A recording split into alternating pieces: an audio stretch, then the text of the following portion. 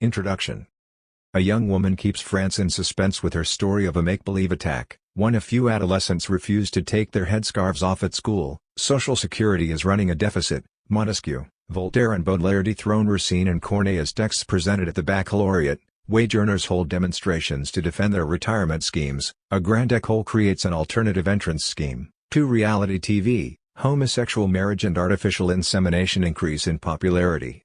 There is no point looking for what groups together events of such disparate natures. Book after book, article after article, program after program, hundreds of philosophers and sociologists, political scientists and psychoanalysts, journalists and writers, have already supplied us with the response. All these symptoms, they say, are manifestations of the same illness. For all these effects there is only one cause. This cause is called democracy, that is, the reign of the limitless desire of individuals in modern mass society. It is imperative to see what constitutes the singularity of this denunciation.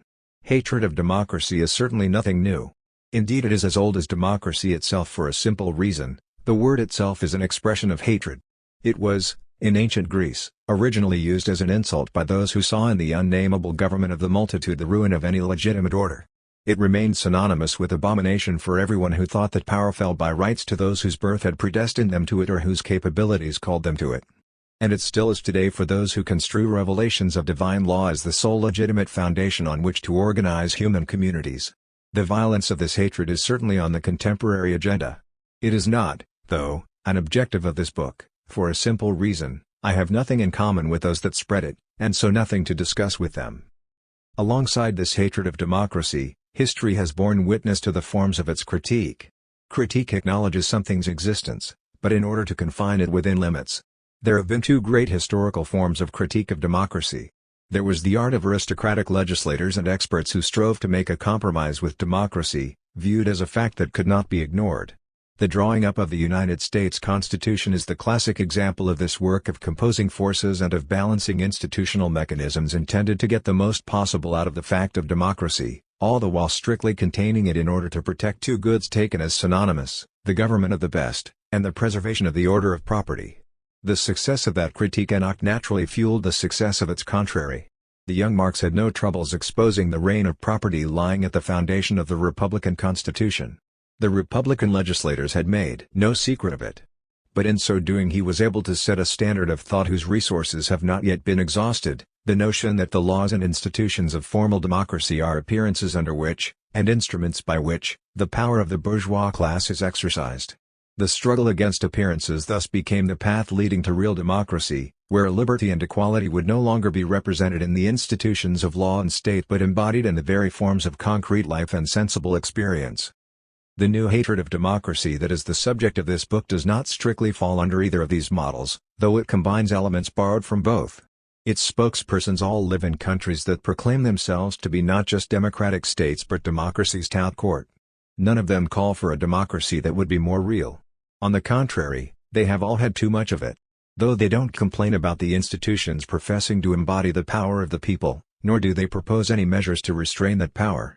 The institutional mechanics that impassion the contemporaries of Montesquieu, Madison and Tocqueville do not interest them. It is about the people and its mores that they complain, not about the institutions of its power. For them democracy is not a corrupt form of government, it is a crisis of civilization afflicting society and through it the state. Whence, some movement back and forth that might at first sight seem surprising.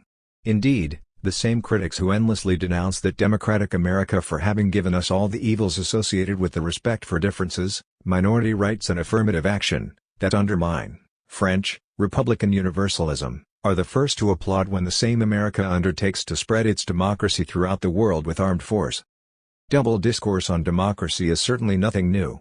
We are accustomed to hearing that democracy is the worst of governments with the exception of all the others. But the new anti-democratic sentiment gives the general formula a more troubling expression. Democratic government, it says, is bad when it is allowed to be corrupted by democratic society, which wants for everyone to be equal and for all differences to be respected. It is good, on the other hand, when it rallies individuals enfeebled by democratic society to the vitality of war in order to defend the values of civilization, the values pertaining to the clash of civilizations. The thesis of the new hatred of democracy can be succinctly put: there is only one good democracy, the one that represses the catastrophe of democratic civilization. The pages that follow will try to analyze the formation of this thesis and draw out its stakes. The issue is not simply to describe a form of contemporary ideology. For this analysis will also inform us about the state of our world and about what this world understands by politics. Accordingly, it can help us positively to understand the scandal born by the word democracy and to rediscover the trenchancy of its idea. 1. From victorious democracy to criminal democracy. Democracy stirs in the Middle East. With this title, a magazine that carries the flame of economic neoliberalism celebrated some months ago the success of the elections in Iraq and the anti-Syrian demonstrations in Beirut. Only this praise of victorious democracy was accompanied by commentaries specifying the nature and limits of this democracy. Democracy triumphed, we were told, despite protests by idealists for whom democracy consists in the government of the people by the people, and so cannot be brought to a people by the force of arms. Hence, it triumphed when seen from a realistic point of view, that is, one that separates out the practical benefits from the utopia of the government of the people by the people. But the lesson addressed to the idealists also urged us to be consistent in our realism. Democracy has triumphed, but one must understand the meaning of this triumph. Bringing democracy to another people does not simply mean bringing it the beneficial effects of a constitutional state, elections and a free press. It also means bringing it disorder. One will recall the statement issued by the American Secretary of Defense concerning the pillaging that occurred after the fall of Saddam Hussein. We have, he basically said, brought freedom to the Iraqis. And yet, freedom also means the freedom to do wrong. This statement is not merely a circumstantial witticism. It is part of a broader logic that can be reconstituted from its disjoined elements. It is because democracy is not the idol of the government of the people by the people, but the disorder of passions eager for satisfaction, that it can, and even must, be introduced from outside by the armed might of a superpower, meaning not only a state disposing of disproportionate military power, but more generally the power to master democratic disorder. The commentaries attending these expeditions devoted to spreading democracy throughout the world remind us then of older arguments which, but in a far less triumphal tone, invoked democracy's irresistible expansion. In effect, they merely paraphrase the accounts that were presented 30 years ago at the Trilateral Commission, pointing up what was then called the crisis of democracy. 4. Democracy stirs in the wake of American armies, in spite of those idealists who protest in the name of people's rights to self-determination.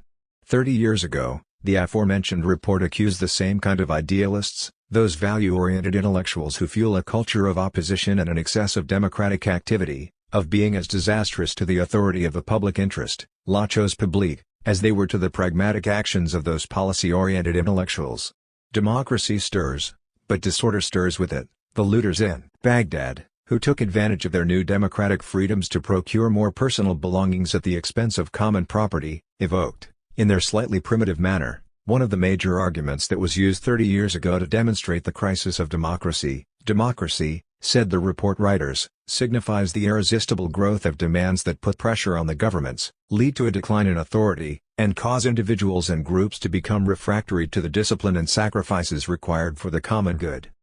As such, the arguments used to back up the military campaigns devoted to the worldwide rise of democracy reveal the paradox concealed by the dominant usage of the word today. In these arguments, democracy would appear to have two adversaries. On the one hand, it is opposed to a clearly identified enemy, arbitrary government, government without limits, which, depending on the moment, is referred to either as tyranny, dictatorship, or totalitarianism. But this self-evident opposition conceals another, more intimate, one. A good democratic government is one capable of controlling the evil quite simply called democratic life. Such was the demonstration developed throughout the crisis of democracy. What provokes the crisis is nothing other than the intensity of democratic life. But this intensity and its subsequent danger have two facets. On the one hand, democratic life would seem to be identical to the anarchic principle that affirms the power of the people, whose extreme consequences the United States and other Western states experienced throughout the 1960s and 1970s. Persistent militant contestation in all domains of state activity, undermining of the principles of good government, of the respect for public authorities, of the knowledge of experts, and of the know-how of pragmatists. The remedy for the success of democratic vitality has, if we can take Aristotle's word for it, been known since Pisistratus. 5 It consists in redirecting the feverish energy activated on the public stage toward other ends, in sending it on a search for material prosperity, private happiness and social bonds. Alas! The right solution immediately revealed its flip side, diminishing excessive political energy, and promoting the quest for individual happiness and social relations, meant promoting a vitality of private life and forms of social interaction that led to heightened expectations and escalating demands. And these, of course, had in turn a twofold effect. They rendered citizens insouciant to the public good and undermined the authority of governments summoned to respond to the spiraling demands emanating from society. So, confronting democratic vitality took the form of a double bind that can be succinctly put: either democratic life signified a large amount of popular participation in discussing public affairs, and it was a bad thing, or it stood for a form of social life that turned energies toward individual satisfaction, and it was a bad thing. Hence, good democracy must be that form of government and social life capable of controlling the double excess of collective activity and individual withdrawal inherent to democratic life. Such is the standard form by which experts state the democratic paradox: as a social and political form of life, democracy is the reign of excess. This excess signifies the ruin of democratic government and must therefore be repressed by it. This squaring of the circle would once have excited the ingenuity of constitutional artists. But such an art is no longer highly thought of today. Governments get on perfectly well without it. For them, the fact that democracies are ungovernable is abundant proof of the need they have to be governed, and that is all the legitimation they need for the care they put into governing them. But the virtues of governmental empiricism are hardly capable of convincing anyone except those who govern. Intellectuals have need of other fare, especially on this side of the Atlantic, and especially in France, where they are at once at one remove from power and excluded from its exercise. For them an empirical paradox cannot be dealt with by the arms of governmental bricolage. They see in it a consequence of some original vice, some perversion at the very heart of civilization, and they apply themselves to tracking down its principle. For them, then, the aim is to unravel the ambiguity of an aim, to make democracy no longer the common name of an evil and the good that cures it, but the sole name for an evil that corrupts us all. While the American army was working toward democratic expansion in Iraq, a book was published in France that put the question of democracy in the Middle East under a wholly different light. It was called Les Penchants Criminels de l'Europe Démocratique, The Criminal Inclinations of Democratic Europe. In it the author, Jean-Claude Milner, developed, in a subtle and condensed analysis, a thesis as simple as it is radical. The present crime of European democracy is that it calls for peace in the Middle East, in other words, for a peaceful solution to the Israeli-Palestinian conflict. Such a peace could mean only one thing: the destruction of Israel. European democracies have pushed for peace between the conflicting sides to resolve the Israeli problem. However, European democratic peace itself was the result of nothing less than the extermination of the European Jews. A Europe unified in peace and democracy was rendered possible after 1945 for a single reason: because, due to the Nazi genocide's success, the European territory found itself rid of the people that formed the obstacle to realizing its dream, namely, the Jews. A Europe without borders means in effect dissolving politics, which always concerns limited totalities, into that society whose principle is on the contrary limitlessness. Modern democracy signifies the destruction of political limits by means of the law of limitlessness proper to modern society. This will to go beyond all limits is at once served and exemplified by that modern invention par excellence, technology. It culminates today in the desire to do away, by means of genetic manipulation and artificial insemination, with the very laws of sexual reproduction and affiliation. European democracy is the mode of society that bears that desire. In order to achieve its goal, according to Milner, it had to get rid of the people for whom the principle of existence itself is that of kinship and transmission, the people bearing the name that points to this principle, that is the people bearing the name of Jew.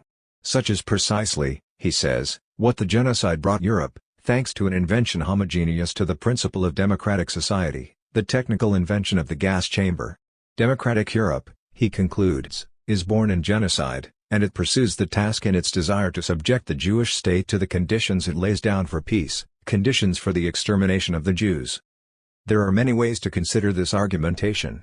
One can oppose to its radicality the rationality of common sense and of historical accuracy by asking, for example, if it is really so very easy, without recourse to a ruse of reason or a providential teleology of history, to conceive the Nazi regime as an agent of the triumph of European democracy.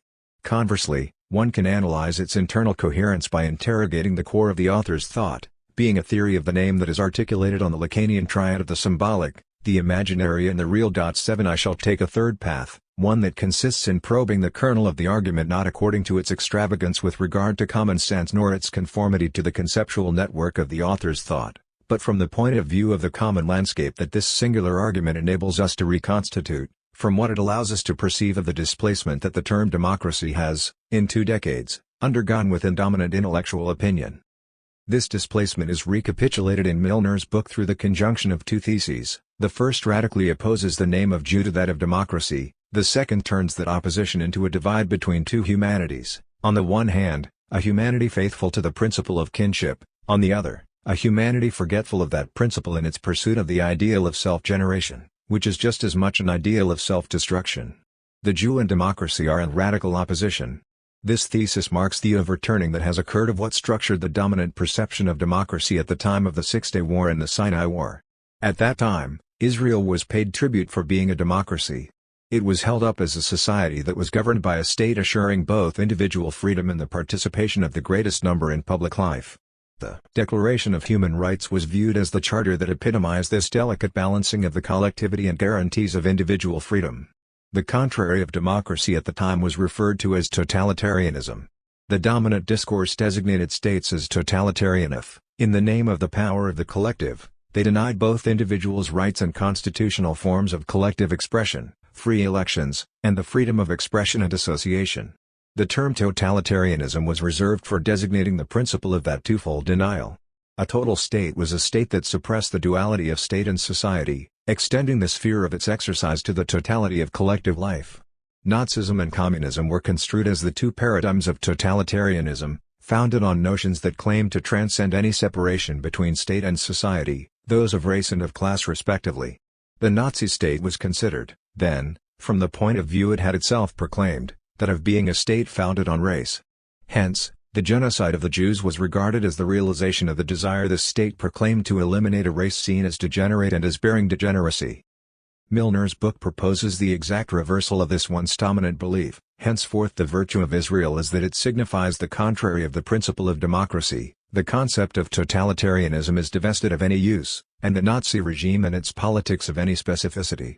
There is a very simple reason for this: the properties that were formerly attributed to totalitarianism, conceived as the state-devouring society, have quite simply become the properties of democracy, conceived as society devouring the state.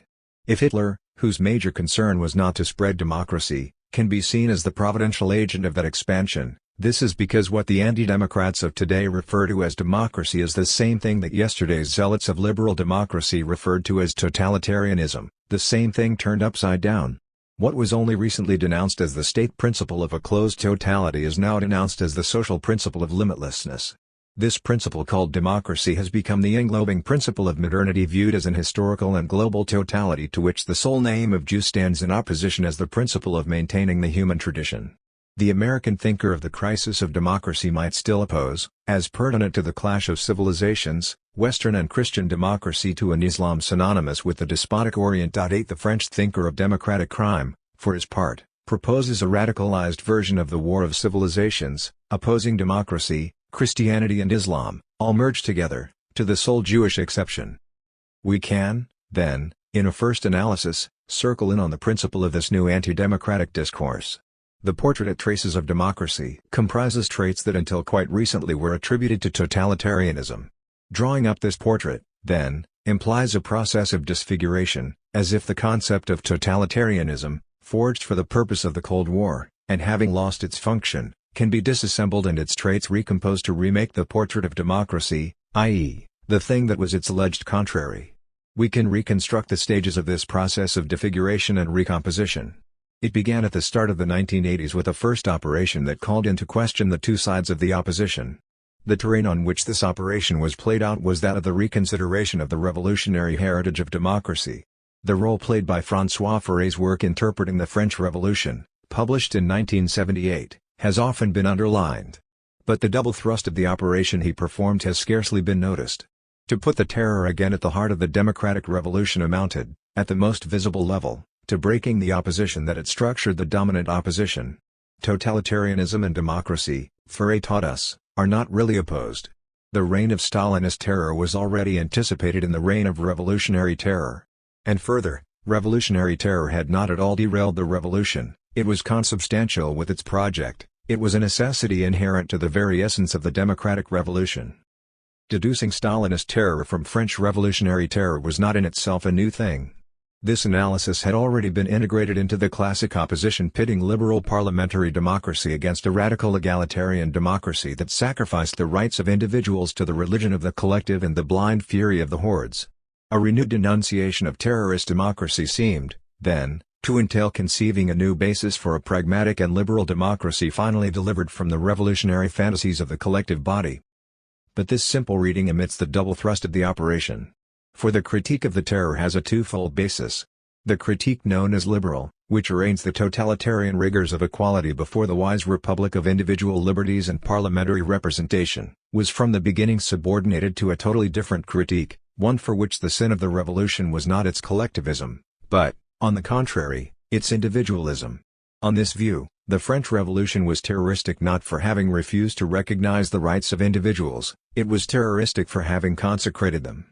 Initiated by the theoreticians of the counter-revolution in the wake of the French Revolution, relayed by utopian socialists in the first half of the 19th century, consecrated at the end of the same century by the young science of sociology, this first reading can be stated as follows: the revolution was the consequence of Enlightenment thinking and of its first principle, the Protestant doctrine that elevates the judgment of isolated individuals to the level of structures and collective beliefs.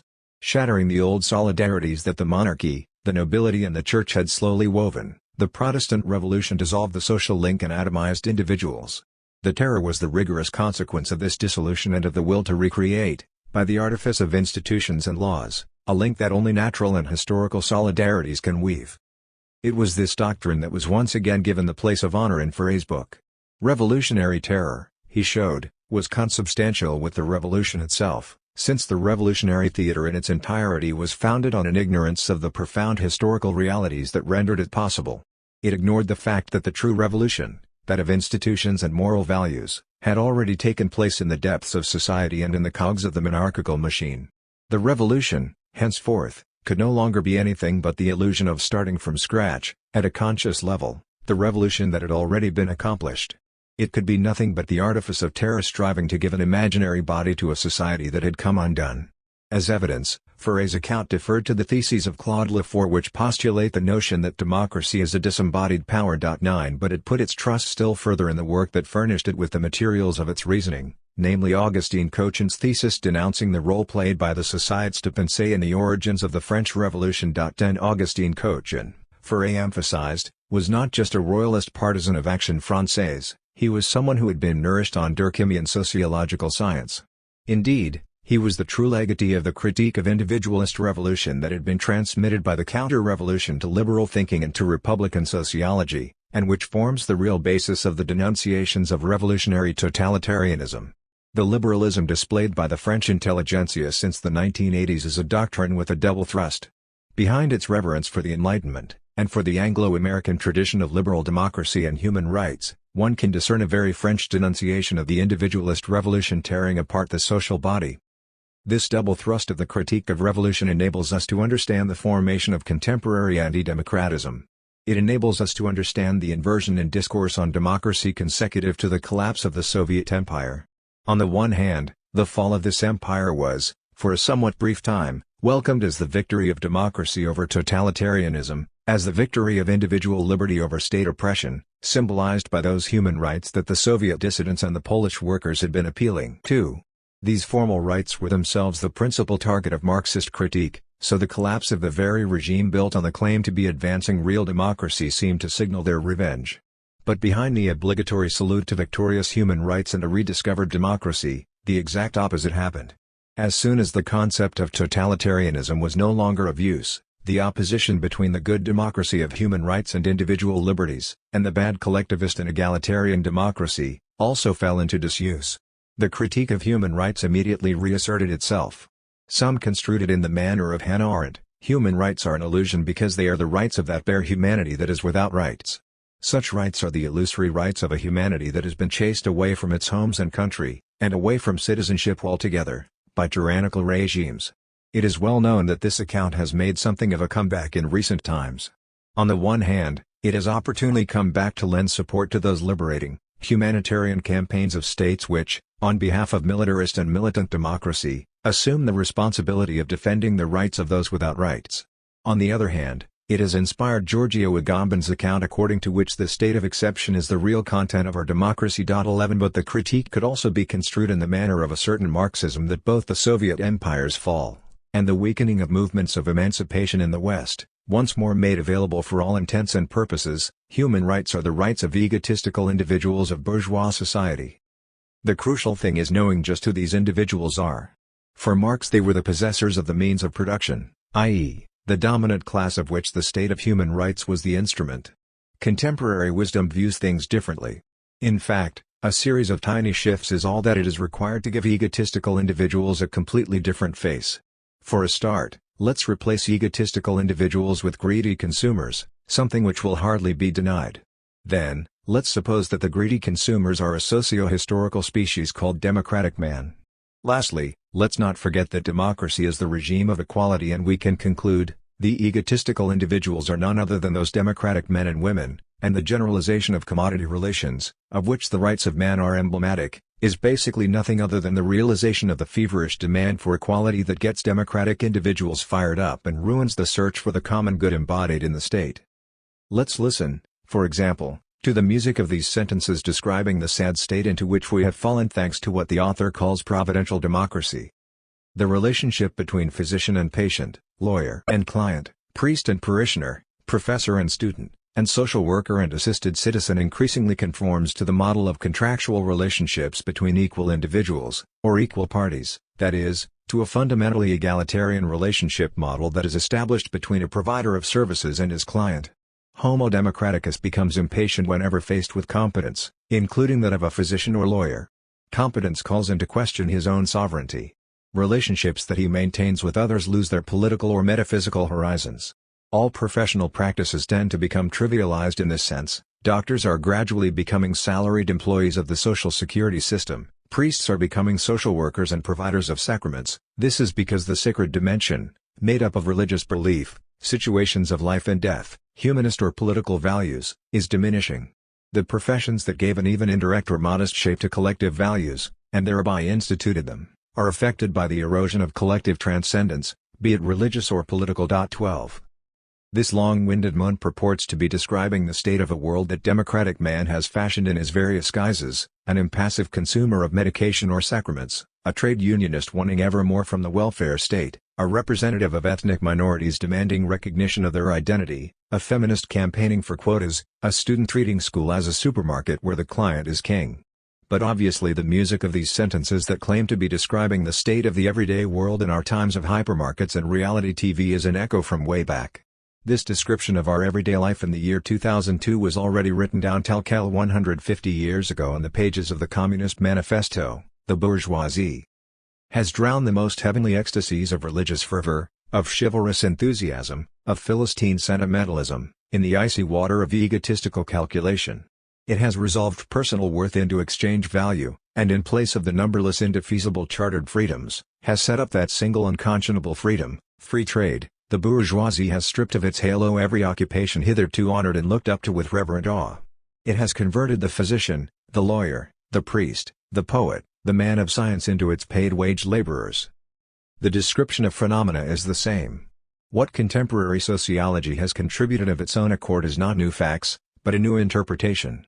It claims that the set of these facts has a sole cause, the impatience of democratic man who approaches every relation on one and the same model, i.e., the fundamentally egalitarian relations that obtain between a service provider and his or her client. 13 The original text said the following, that the bourgeoisie has, in place of the numberless indefeasible chartered freedoms, set up that single unconscionable freedom, free trade, and that the only equality it knows is commercial equality, based on brutal and shameless exploitation, on a fundamental inequality in relations between the service providers of work and the clients who buy their labor power. The modified text replaces the bourgeoisie with another subject, democratic man.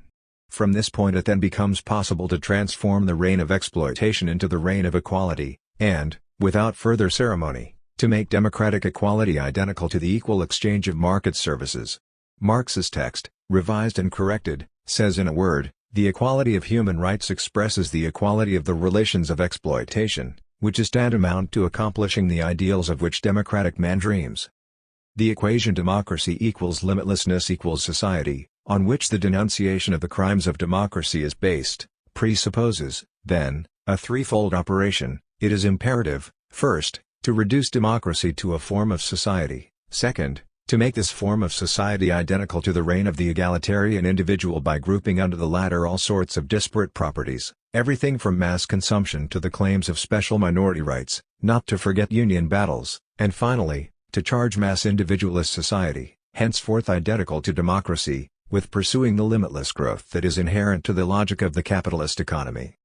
This collapsing of the political, the sociological and the economic into one plane frequently claims to be following in the footsteps of Tocqueville's conception of democracy as the equality of conditions. But such a claim itself presupposes a very simplistic reinterpretation of democracy in America. By equality of conditions Tocqueville understood the end of ancient societies divided into orders, and not as the reign of individuals always yearning to consume ever more. Further, for him the question of democracy was above all a question of finding the institutional forms equipped to regulate this new configuration. In order to turn Tocqueville into a prophet of democratic despotism and a thinker of consumer society, his two large books must be reduced to the 2 or 3 paragraphs of the second book that evoke the risk of a new despotism.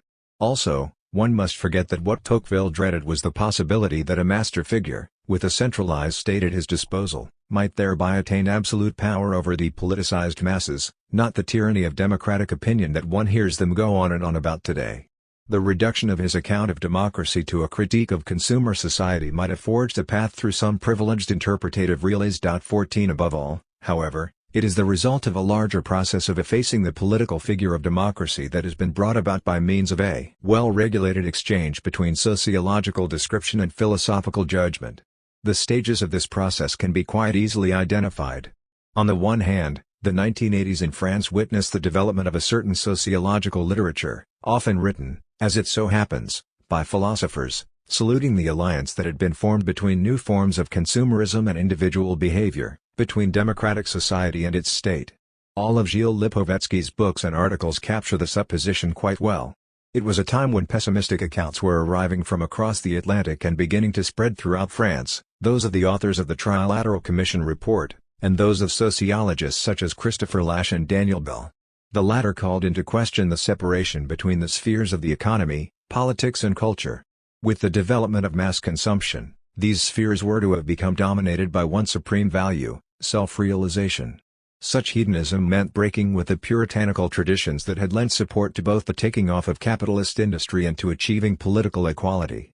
The insatiable appetites emanating from this culture were to have entered into direct conflict with the sacrifices necessitated by the common interest in democratic nations. 15 Now, the accounts by Lipovetsky and others aimed at countering that pessimism. There was no reason, they said, to fear any divergence between forms of mass consumption based on the pursuit of individual pleasure and democratic institutions based on common rule. Quite to the contrary, the very growth of consumer narcissism put individual satisfaction and collective rule in perfect harmony. As a result, individuals were engendered with a much tighter existential commitment to democracy, no longer experienced simply as a matter of constraining institutional forms but as a second nature, an environment, an ambience. The more narcissism grows, Lipovetsky wrote, the more legitimacy democracy gains, if only in the mode of cool. Democratic regimes with their party pluralism, their elections, and their freedom of information, are in ever closer affinity with the society of personalized self-service, of try before you buy, and of combinatory freedom. It is the very ones who do no more than devote themselves to the private dimension of their life that will remain attached to the democratic functioning of societies by the links woven through the process of personalization. 16. However, rehabilitating democratic individualism against the critiques emanating from America in reality meant performing a double operation.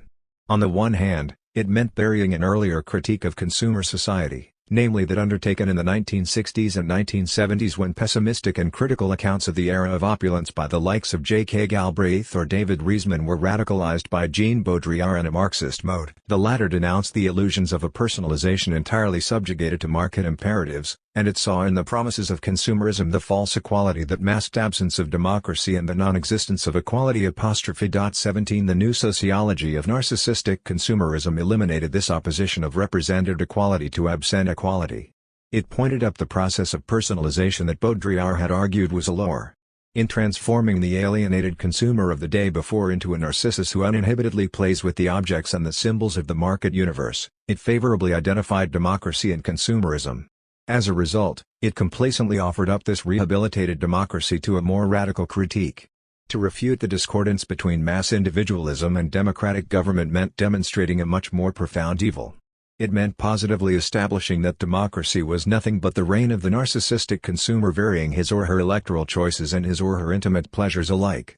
To the joyous postmodern sociologists, then, came the response from weighty philosophers à l'antique. They reminded us that politics as the ancients had defined it was an art of living together and a search for the common good, and that what was essential to the very principle of this search and this art was a clear distinction between the domain of common affairs and the egotistical and petty reign of private life and domestic interests. Hence, they said, the sociological portrait of joyous postmodern democracy marked the ruin of politics, henceforth subjugated to a form of society governed by the unique law of consumerist individuality. Against this, it was necessary to restore, with Aristotle, Hannah Arendt, and Leo Strauss, a clear sense of a politics freed from the encroachments of democratic consumers. In practice, this consuming individual came quite naturally to be identified with the salaried worker, egotistically defending his or her archaic privileges. Doubtless one will recall the flood of literature that poured out during the strikes and demonstrations in autumn 1995 in France to induce in these privileged individuals an awareness of living together and of the glory of public life that they had just defiled with their egotistical interests. 18 But, more than these circumstantial usages, what counts is the firmly fixed identity between democratic man and individual consumer. The conflict between postmodern sociologists and philosophers à l'antique set up this identification all the more easily insofar as the antagonists did no more than present, in a well-regulated duo by a journal ironically entitled Le Débat, the two faces of the same coin, the same equation read in two opposing ways. That was how, in the first part of the operation, democracy was reduced to a state of society.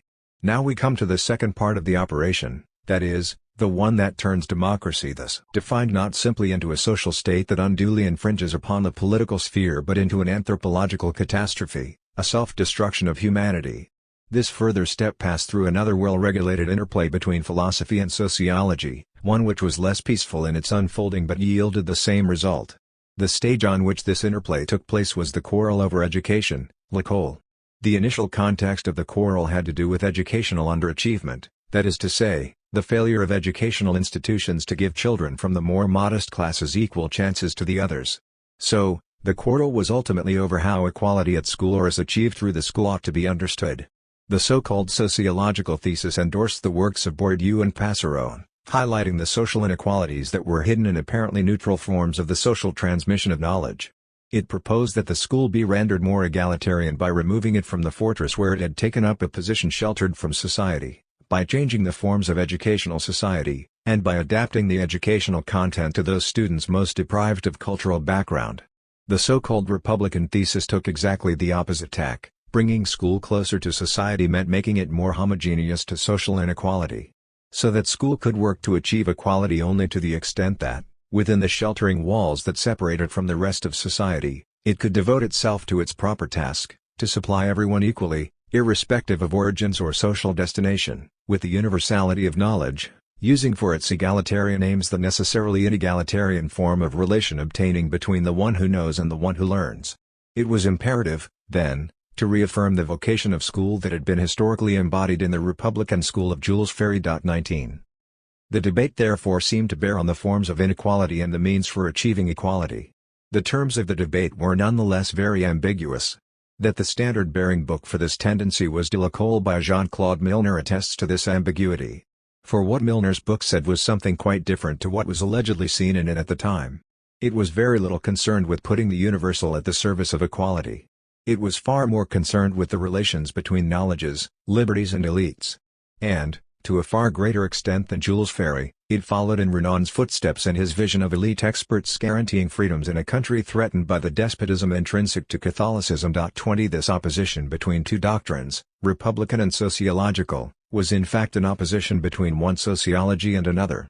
But the concept of Republican elitism was sufficient to mask the ambiguity.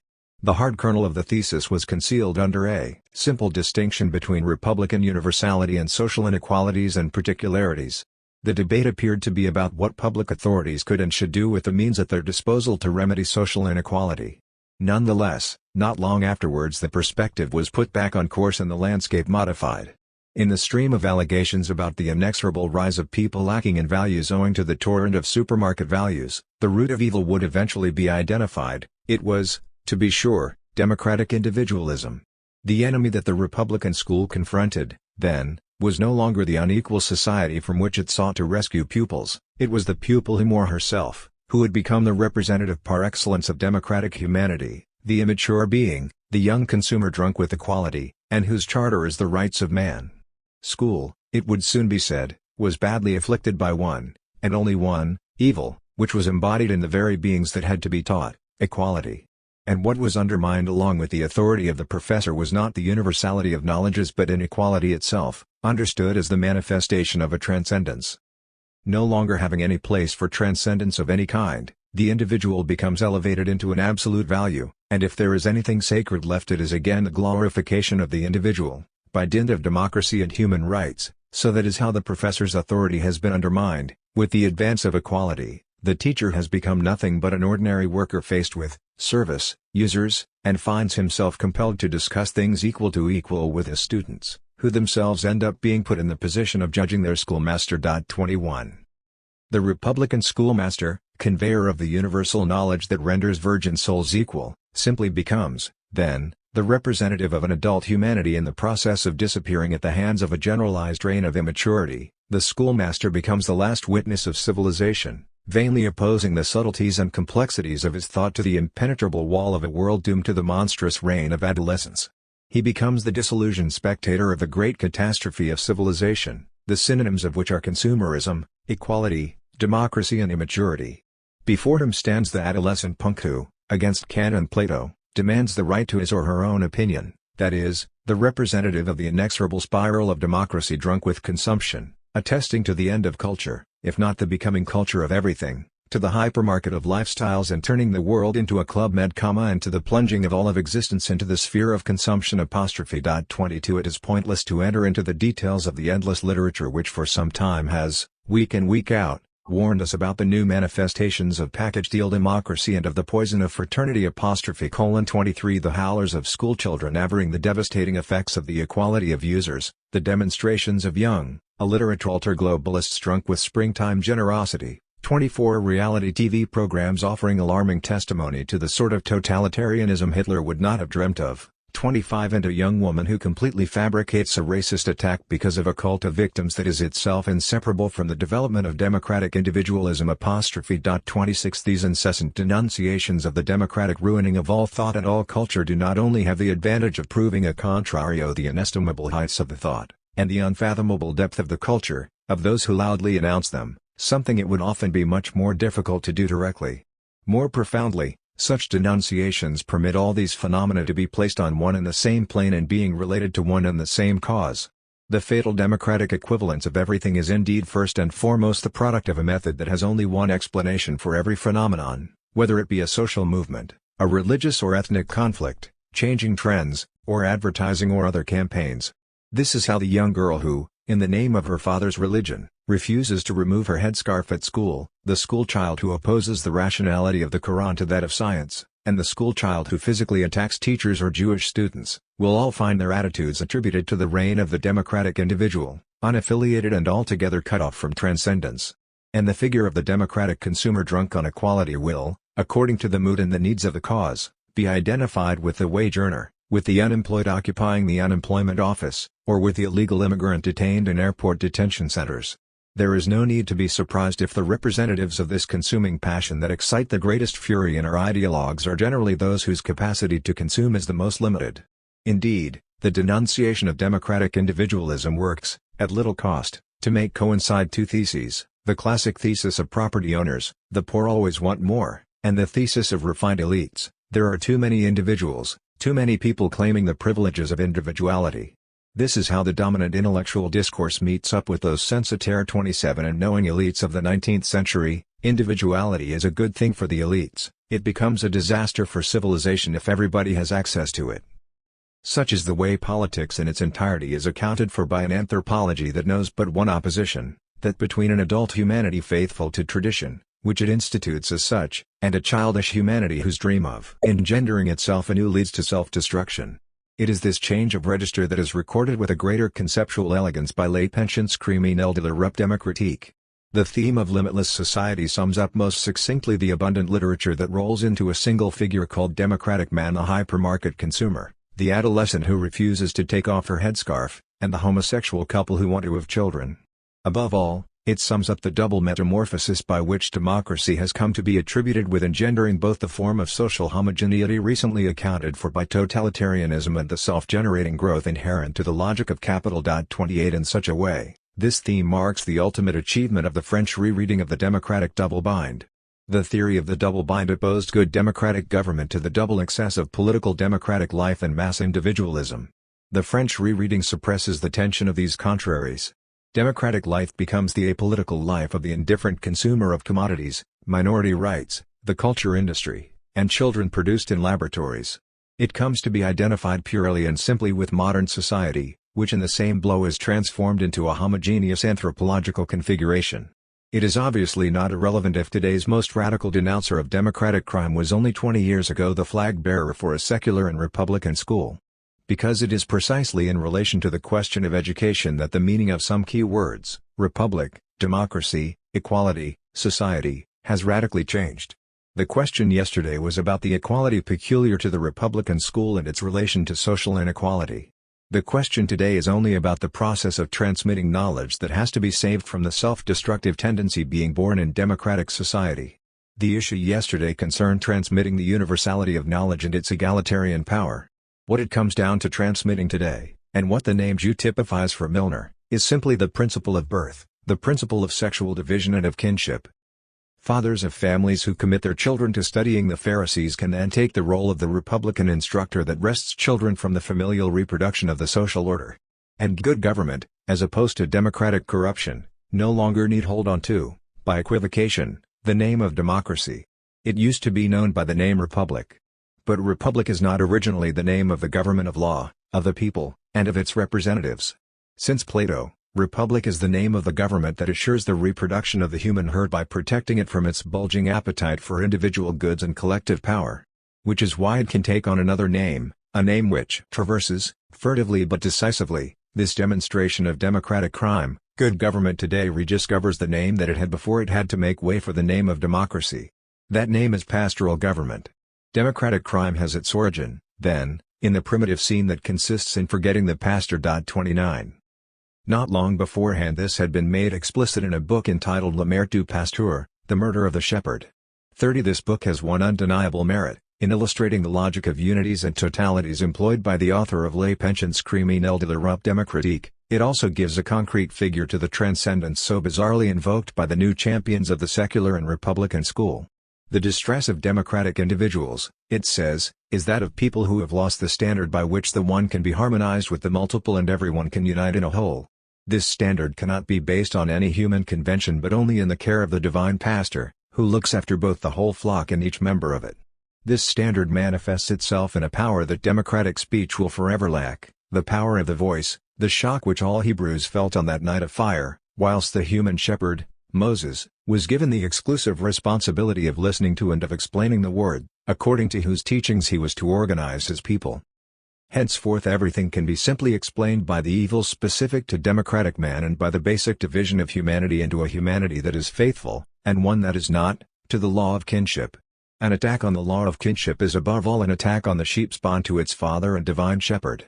In place of the voice, the moderns, Ben-Levi tells us, have put man God or the people king. That indeterminate humanity of human rights that the theoretician of democracy, Claude Lefort, had turned into the occupier of an empty place. Instead of the voice toward Moses we are governed by a dead man God.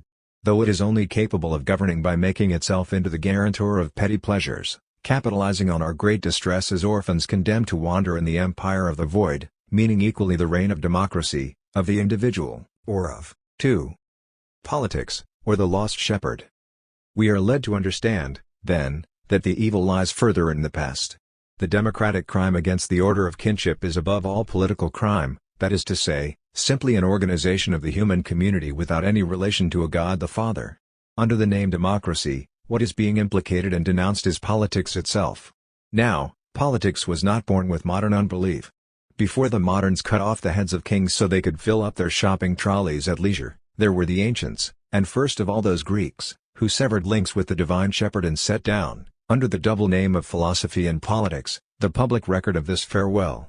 The murder of the shepherd, Ben-Levi informs us, is there for all to see in Plato's texts. It is in the Statesman, for example, where he evokes the age when the divine shepherd himself directly governed the human flock. And it is in the fourth book of the Laws, where he evokes the golden reign of the god Cronus, who knew that no man could govern others without becoming bloated on injustices and excesses, and who resolved the problem by giving the human tribes leaders chosen from the superior race of daemones. But Plato, that reluctant contemporary of the man who claimed that power belonged to the people, not being able to oppose to these men anything except a care of the self incapable of bridging the distance between the many and the whole, effectively countersigned the farewell, relegating the reign of Cronus and the divine shepherd to the era of fables. But he did this at the cost of compensating for the absence of this fable by means of another fable, that of a republic founded on the beautiful lie according to which God, in order to assure a good order in the community, had put gold in the soul of the governors, silver in those of the warriors, and iron in those of the artisans. Let's grant it to the representative of God, it is quite true that politics is defined in contradistinction to the model of the shepherd feeding his flock. It is just as true that one can object to this separation, by staking a claim, on behalf of the divine shepherd or the human shepherds who interpret his voice, to the government of his people. The price to pay for this is that democracy is effectively only ever the empire of nothing, the latest figure of political separation calling for us to turn back, from the pit of despair, toward the forgotten shepherd. If this were the case, the discussion would be rapidly brought to a close. But it is possible to look at things another way, and ask how turning back toward the lost shepherd has come to impose itself as the ultimate consequence of a certain account of democracy conceived as the society of individual consumers. The aim here is not to discover what this politics represses, but inversely to look at what of politics is repressed by this account in which democracy is made out to be a state of excesses and distress from which we can only be saved by some god.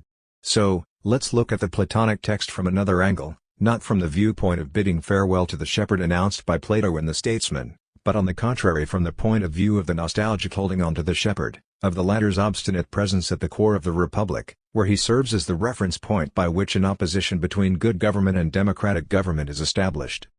Plato reproaches democracy for two things that at first sight seem opposed, but that on the contrary are strictly articulated to one another. On the one hand, democracy is the rule of abstract law, opposed to the solicitude of the doctor or shepherd. The virtue of the shepherd and the doctor is expressed in two ways. Their science is opposed first to the appetite of the petty tyrant, insofar as it is exercised purely for the benefit of those they care for, but it is also opposed to the laws of the democratic city because, in contrast to the latter, this science can be adapted to any particular case, to each particular sheep and each particular patient. The laws of democracy profess, on the contrary, to be applicable in all cases. As such they are like prescriptions that a doctor away on voyage would have left once and for all, regardless of the illness or treatment required. But this universality of the law is a deceptive appearance. In the immutability of the law, it is not the universality of the idea that democratic man honors, but the instrument of his own good pleasure. In modern terms, it will be said that, underneath the universal citizen of the democratic constitution, we must recognize the real man, that is to say, the egotistical individual of democratic society. This brings us to the core of the matter. Plato is the first one to invent that mode of sociological reading we declare to be proper to the modern age, the interpretation that locates underneath the appearances of political democracy an inverse reality, the reality of a state of society where it is the private, egotistical man who governs. For him, democratic law, then, is nothing but people's pleasure for its own sake, the expression of the liberty of individuals whose sole law is that of varying mood and pleasure, without any regard for collective order. The term democracy, then, does not simply mean a bad form of government and political life. It strictly means a style of life that is opposed to any well-ordered government of the community. Democracy, Plato tells us in Chapter 8 of the Republic, is a political regime that is not one. It does not have a constitution because it has all of them. It is a constitutional bazaar, a harlequin's outfit such as is preferred by men for whom the great issue is the consumption of pleasures and rights. But it is not only the reign of individuals who do anything they please. It is properly the regime that overturns all the relations that structure human society. Its governors have the demeanor of the governed and the governed the demeanor of governors. Women are the equals of men. Fathers accustom themselves to treating their sons as equals, the foreigner and the immigrants are the equals of citizens, the schoolmaster fears and flatters the pupils who, in turn, make fun of him, the young are the equals of the old and the old imitate the young, even the beasts are free and the horses and asses, conscious of their liberty and dignity, knock over anyone who does not yield to them in the street. 32.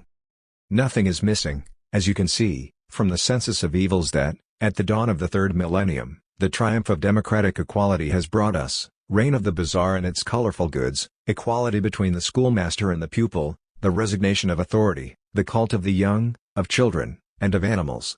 All that the long list of deplorable misdeeds of mass individualism in the age of supermarkets and mobile telephones does is add a few modern accessories to the Platonic fable of the untamable democratic ass. We might be amused by this, but even more be surprised by it.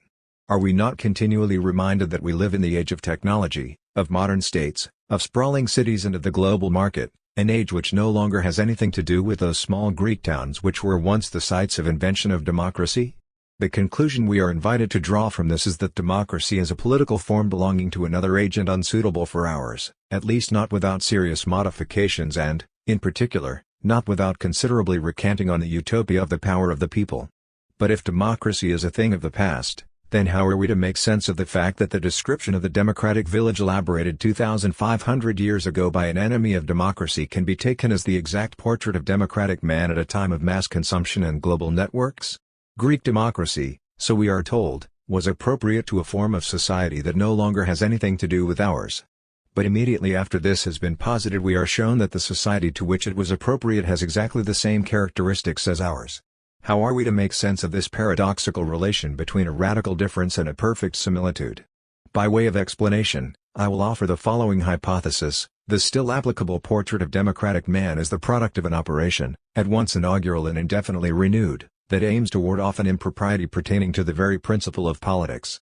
The entertaining sociology of a people comprised of carefree consumers, obstructed streets and inverted social roles wards off the presentiment of a more profound evil, that the unnamable democracy is not a form of society refractory to good government and adapted to the lowest common denominator, but the very principle of politics, the principle that institutes politics in founding good government on its own absence of foundation. To grasp this, let's take up the list of inversions that manifest democratic excess. Governors are like the governed, the young like the old, slaves like their masters, pupils like teachers, animals like their masters. Everything here is of course upside down. But this disorder is reassuring. If all the relations are inverted at the same time, then it seems that they are all of the same nature, that all these subversions express the same inversion of the natural order, and hence it appears that this order exists and that the political relation also pertains to that nature. The entertaining portrait of the disorder of both democratic man and society is a way of putting things in order. If democracy inverts the relation of the governing and the governed in the same way it inverts all the other relations, then it confirms a contrario that this relation really is homogeneous to the others, and that governors and governed can be distinguished by means of a principle of distinction that is as certain as the relation between those who beget and those who are begotten, those who come first and those who come after, a principle that assures continuity between the order of society and the order of government, because it firstly assures the continuity between the order of human convention and that of nature. Let's refer to this principle as archa. As Hannah Arendt reminded us, in Greek this word means at once commandment and commencement. She logically concluded from this fact that, for the Greeks, it signified the unity of the two. Archa is the commandment of he who commences, of what comes first. It is the anticipation of the right to command in the act of commencing and the verifying of the power of commencing in the exercise of commanding. The ideal is thus defined of a government which consists in realizing the principle by which the power of governing commences, of a government which consists in exhibiting en acte the legitimacy of its principle. Those who are capable of governing are those who have the dispositions that make them appropriate for the role, those who are capable of being governed are those who have dispositions complementary to the former. It is here that democracy creates trouble, or rather that it reveals the trouble. This trouble is something that manifests itself in the third book of the Laws 33 in a list echoing the list of perturbed natural relations that in the Republic presented us with the portrait of democratic man. Given that in every city there are governors and governed, men who exercise the archa and men who submit to its authority, the Athenian undertakes a census of the titles required to occupy one or other of the positions, in the cities as in the home. These titles are 7 in total. 4 of them are presented as differences relating to birth, naturally those who are born first or who are high-born command. Such is the power of parents over their children. the old over the young, masters over their slaves, and high-born people over men of no account. Then come two other principles that also express nature if not birth. First, we have the law of nature celebrated by Pindarus, the power of the strongest over the weakest. This title of course is bound to provoke controversy. How to define the strongest? In the Gorgias this term is shown to be totally indeterminate and the conclusion is drawn that this power can only be made sense of if identified with the virtue of those who know. Such is precisely the sixth title inventoried, the power which is accomplished by the law of nature properly understood, the authority of those who know over those who are ignorant. Each of these titles fulfills two prerequisites. First, each defines a hierarchy of positions. Secondly, each defines this hierarchy in continuity with nature, continuity by the intermediary of familial and social relations for the first four, direct continuity for the last two. The former titles base the order of the city on the law of kinship. The latter assert that this order has a superior principle: those who govern are not at all those who are born first or high-born, but those who are best. That is effectively when politics commences, when the principle of government is separated from the law of kinship, all the while claiming to be representative of nature, when it invokes a nature that cannot be confounded with the simple relation to the father of the tribe or to the divine father. That is where politics begins.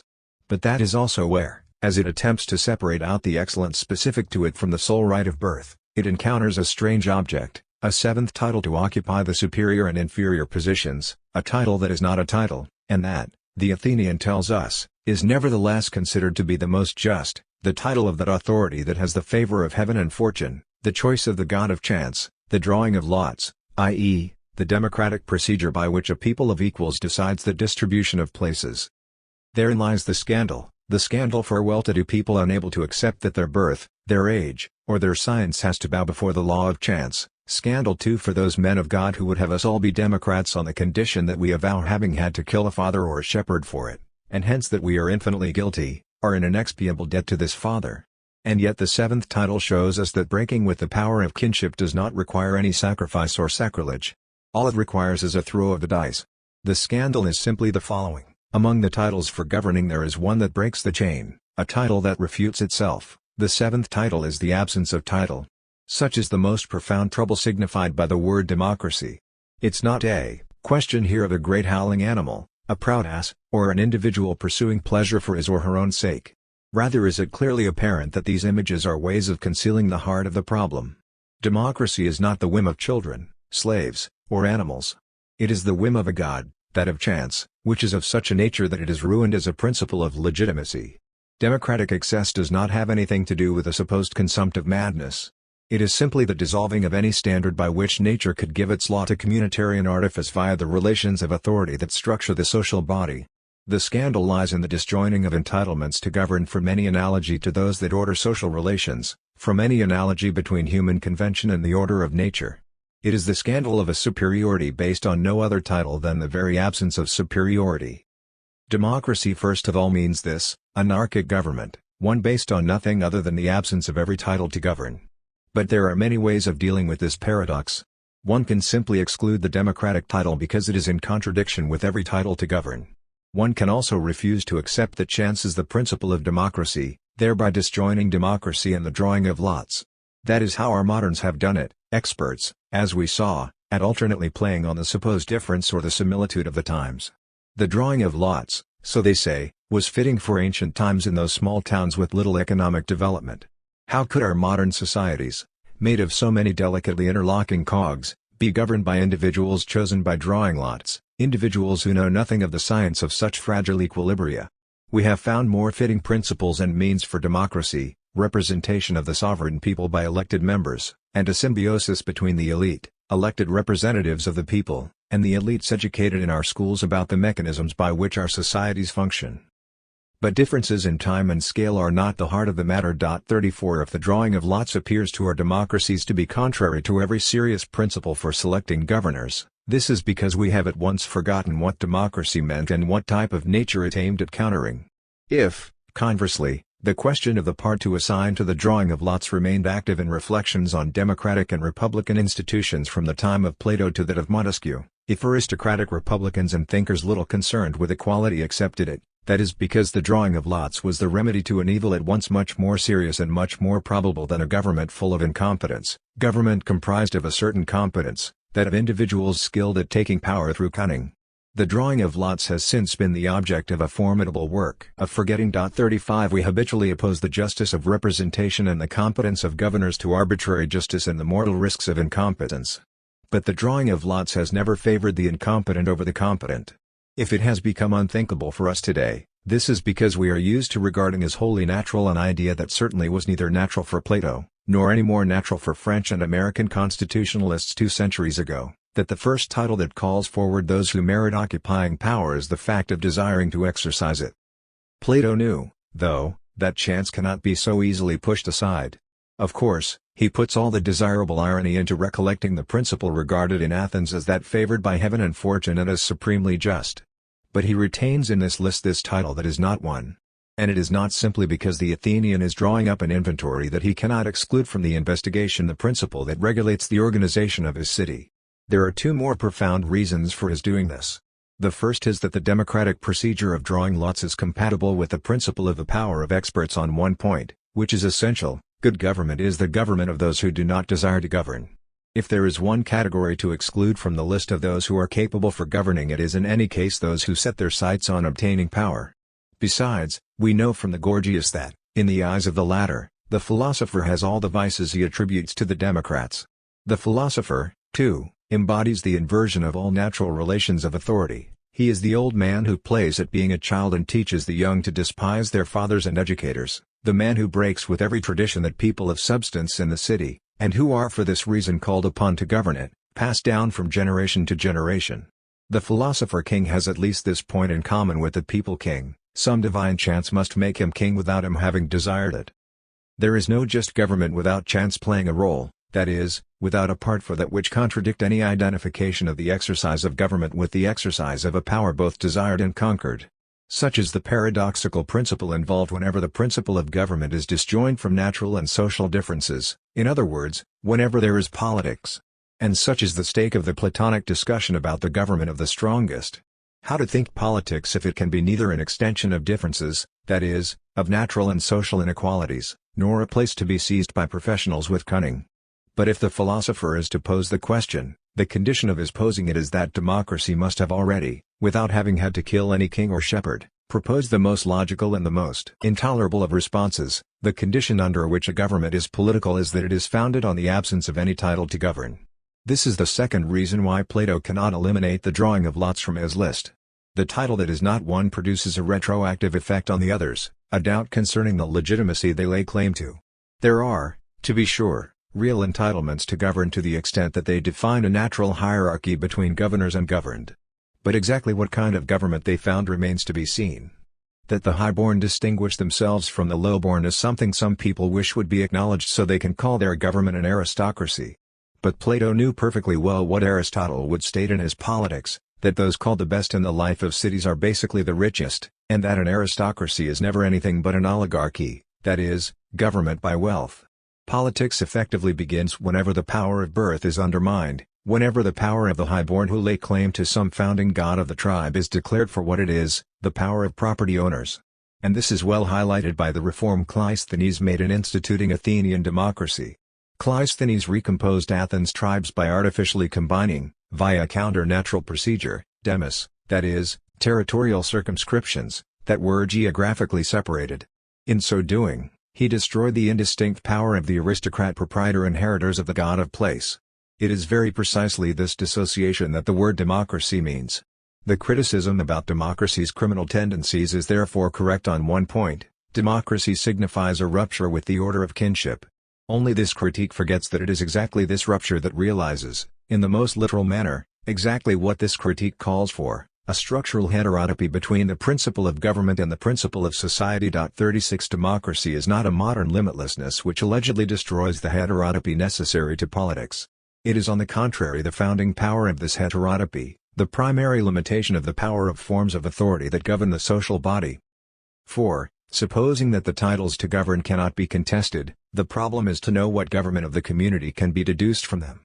The authority of the eldest over the youngest reigns in families, of course, and one can imagine a government of the city modeled on it. One will qualify it accurately in calling it a gerontocracy. The power of the learned over the ignorant prevails with good reason in schools, and one could institute, in its image, a power that would be called a technocracy or an epistemocracy. In such a manner, it is possible to establish a list of governments based on the respective titles to govern. But a single government will be missing from the list, precisely political government.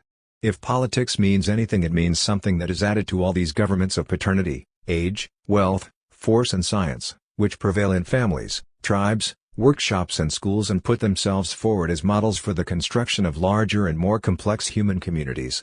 Something additional must come, a power, as Plato put it, that comes from the heavens. But only two sorts of government have ever come from the heavens: the government of mythical times, i.e., the direct reign of the powerful divine shepherd over the human flock, or the daimones that Cronus appointed to the leadership of the tribes, and the government of divine chance, the drawing of lots for governors, that is, democracy. The philosopher strives to eliminate democratic disorder in order to found true politics, but he can only do so on the basis of this disorder itself, which severs the link between the leaders of the city tribes and the daimones serving Cronus. This is exactly the problem. There is a natural order of things according to which assemblies of men are governed by those who possess titles to govern them. In history, we've known two great entitlements to govern, one that is attached to human or divine kinship, that is, the superiority of birth, and another that is attached to the organization of productive and reproductive activities, that is, the power of wealth. Societies are usually governed by a combination of these two powers, to which, in varying degrees, force and science lend their support.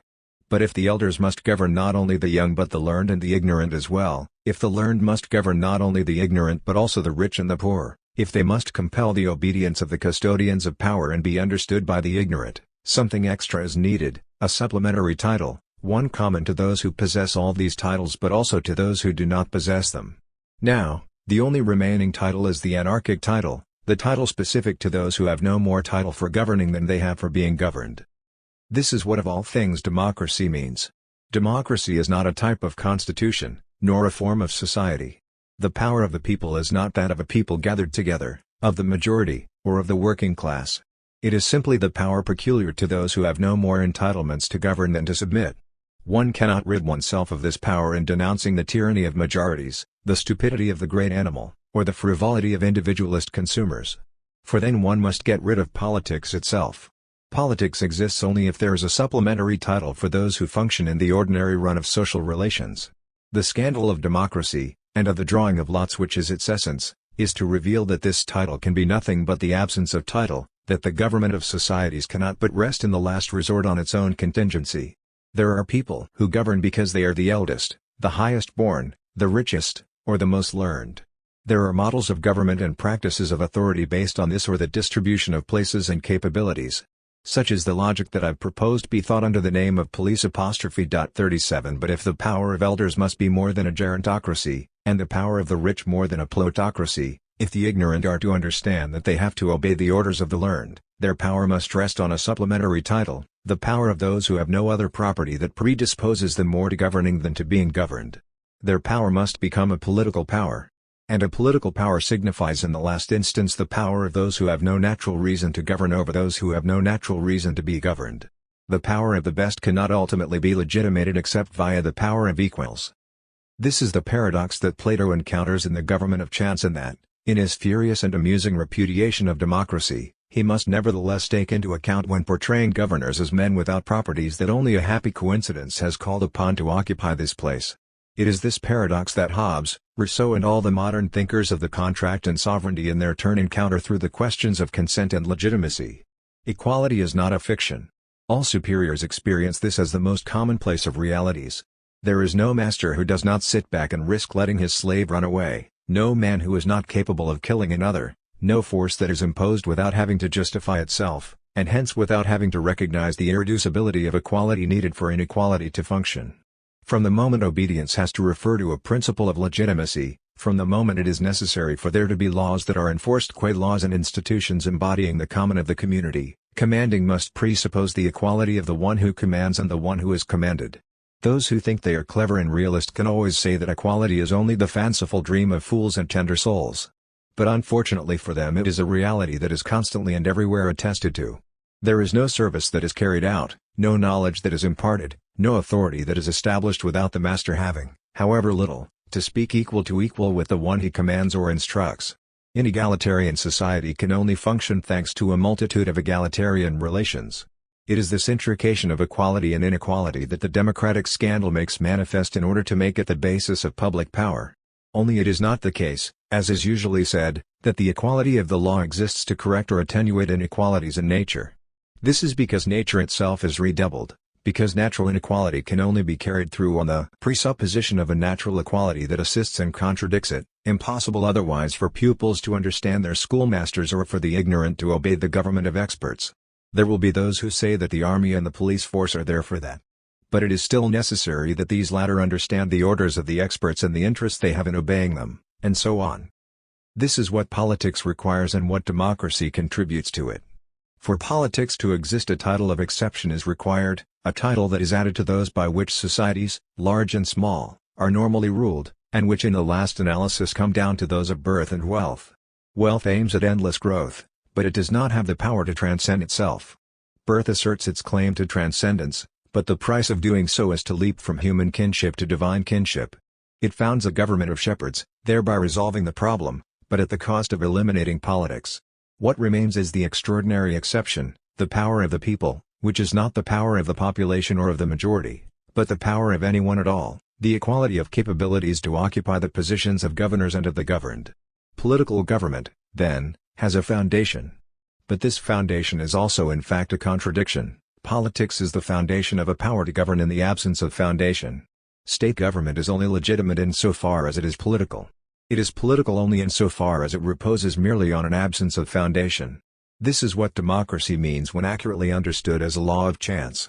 The customary complaints about democracy's ungovernability in the last instance come down to this: democracy is neither a society to be governed, nor a government of society. It is specifically this ungovernable on which every government must ultimately find out it is based. 3. Democracy, republic, representation.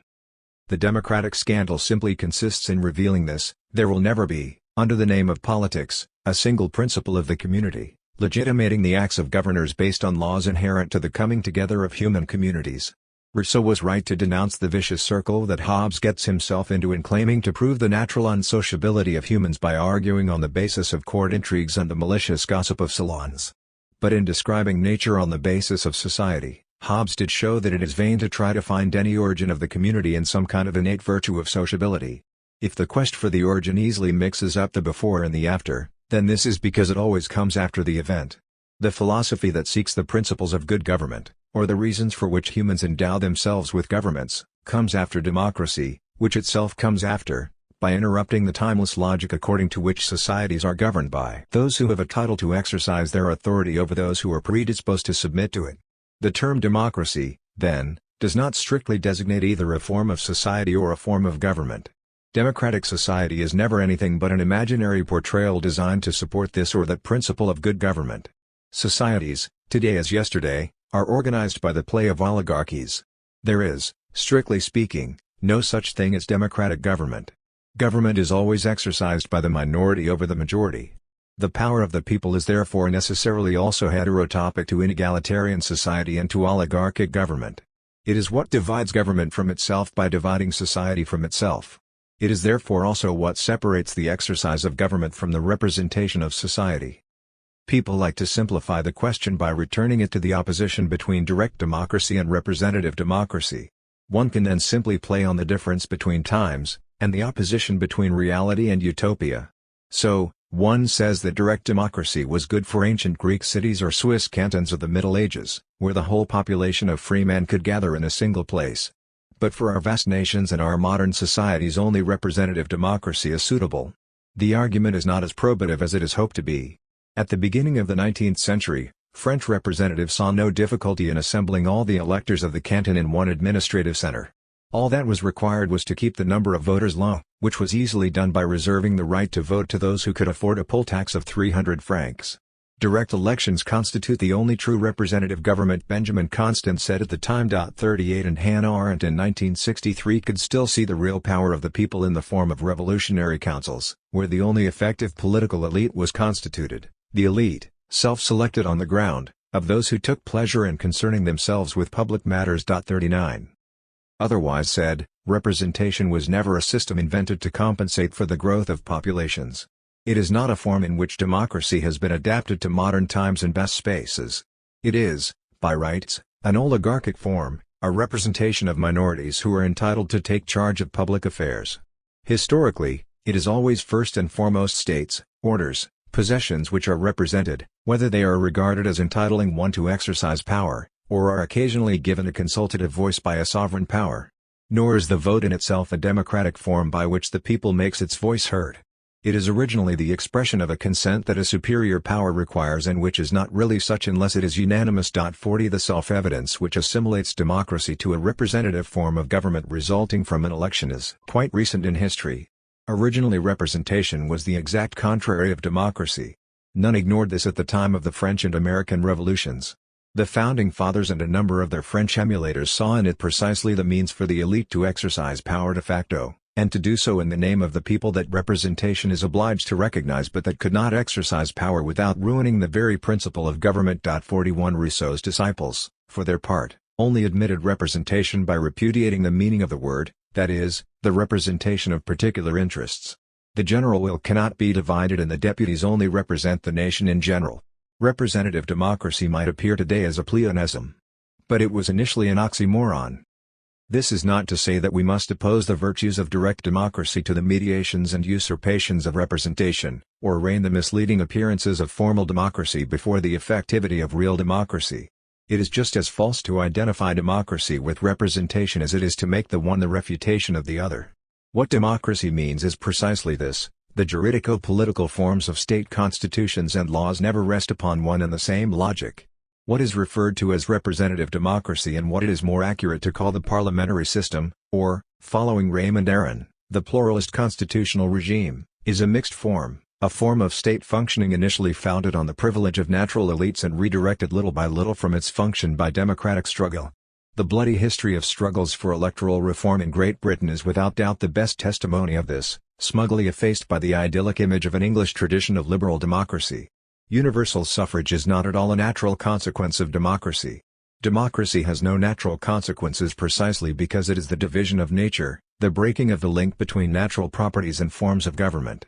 Universal suffrage is a mixed form, born of oligarchy, redirected by democratic combats and perpetually reconquered by oligarchy, which puts its candidates, and sometimes its decisions, to the vote of the electoral body, without ever being able to rule out the possibility that the electoral body will behave like a population that draws lots.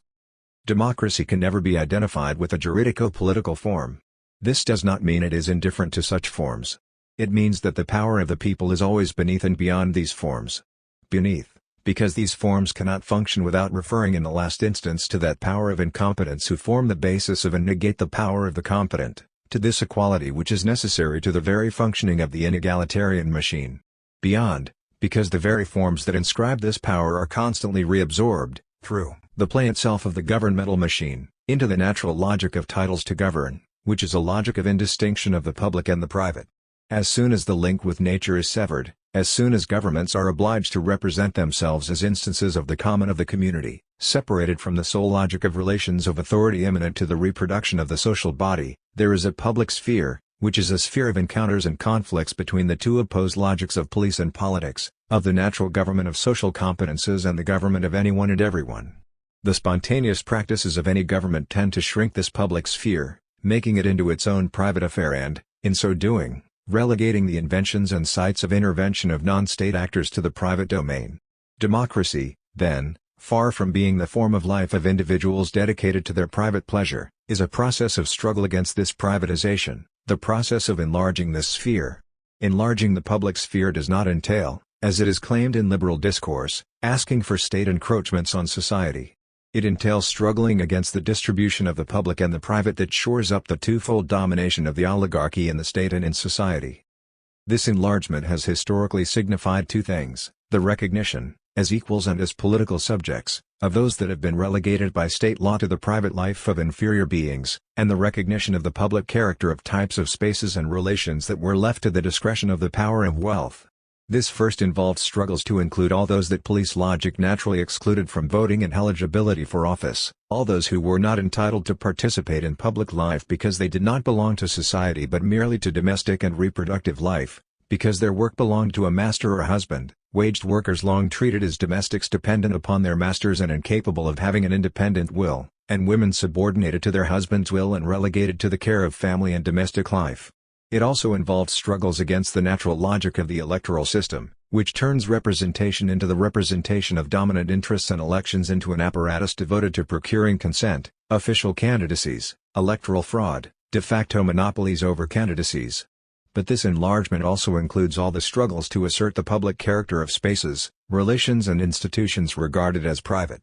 These struggles, owing to their sites and objects, have generally been described as social movements, disputes over salaries and working conditions, and battles over health and retirement systems. However, this designation is ambiguous. In fact, it presupposes a given distribution of the political and the social, or of the public and the private, that is in reality a political contention pertaining to equality and inequality. The disputes over salaries were above all disputes about deprivatizing the wage relation, about proclaiming that it was neither a relation of master to servant nor a simple contract formed on case-by-case basis between two private individuals, but a public matter affecting the collectivity, and, as a result, something that ought to come within the domain of collective action, public discussion and legislative regulation. The right to work, claimed by workers' movements in the 19th century first signified this, not the demand for assistance from a welfare state, to which many have sought to assimilate it, but for the constitution of work as a structure of collective life wrested from the sole reign of the law of private interest, and the imposition of limits on the naturally limitless process of the increase of wealth. 4. As soon as it emerges from its initial indistinction, domination is exercised through a logic of distribution of spheres that itself has two means of recourse. In the first place, it claims to separate the domain of public matters from the private interests pertaining to society. In this respect, it declares that, even where it is recognized, the equality of men and of citizens only concerns their relation to the constituted juridico-political sphere, and that even where the people is sovereign it is only so through the actions of its representatives and governors. Domination works through the distinction of the public, which belongs to everyone, and the private, where the liberties of all prevail. These liberties each person has are the liberties, that is the domination, of those who possess the eminent powers of society. It is the empire of the law of the accumulation of wealth.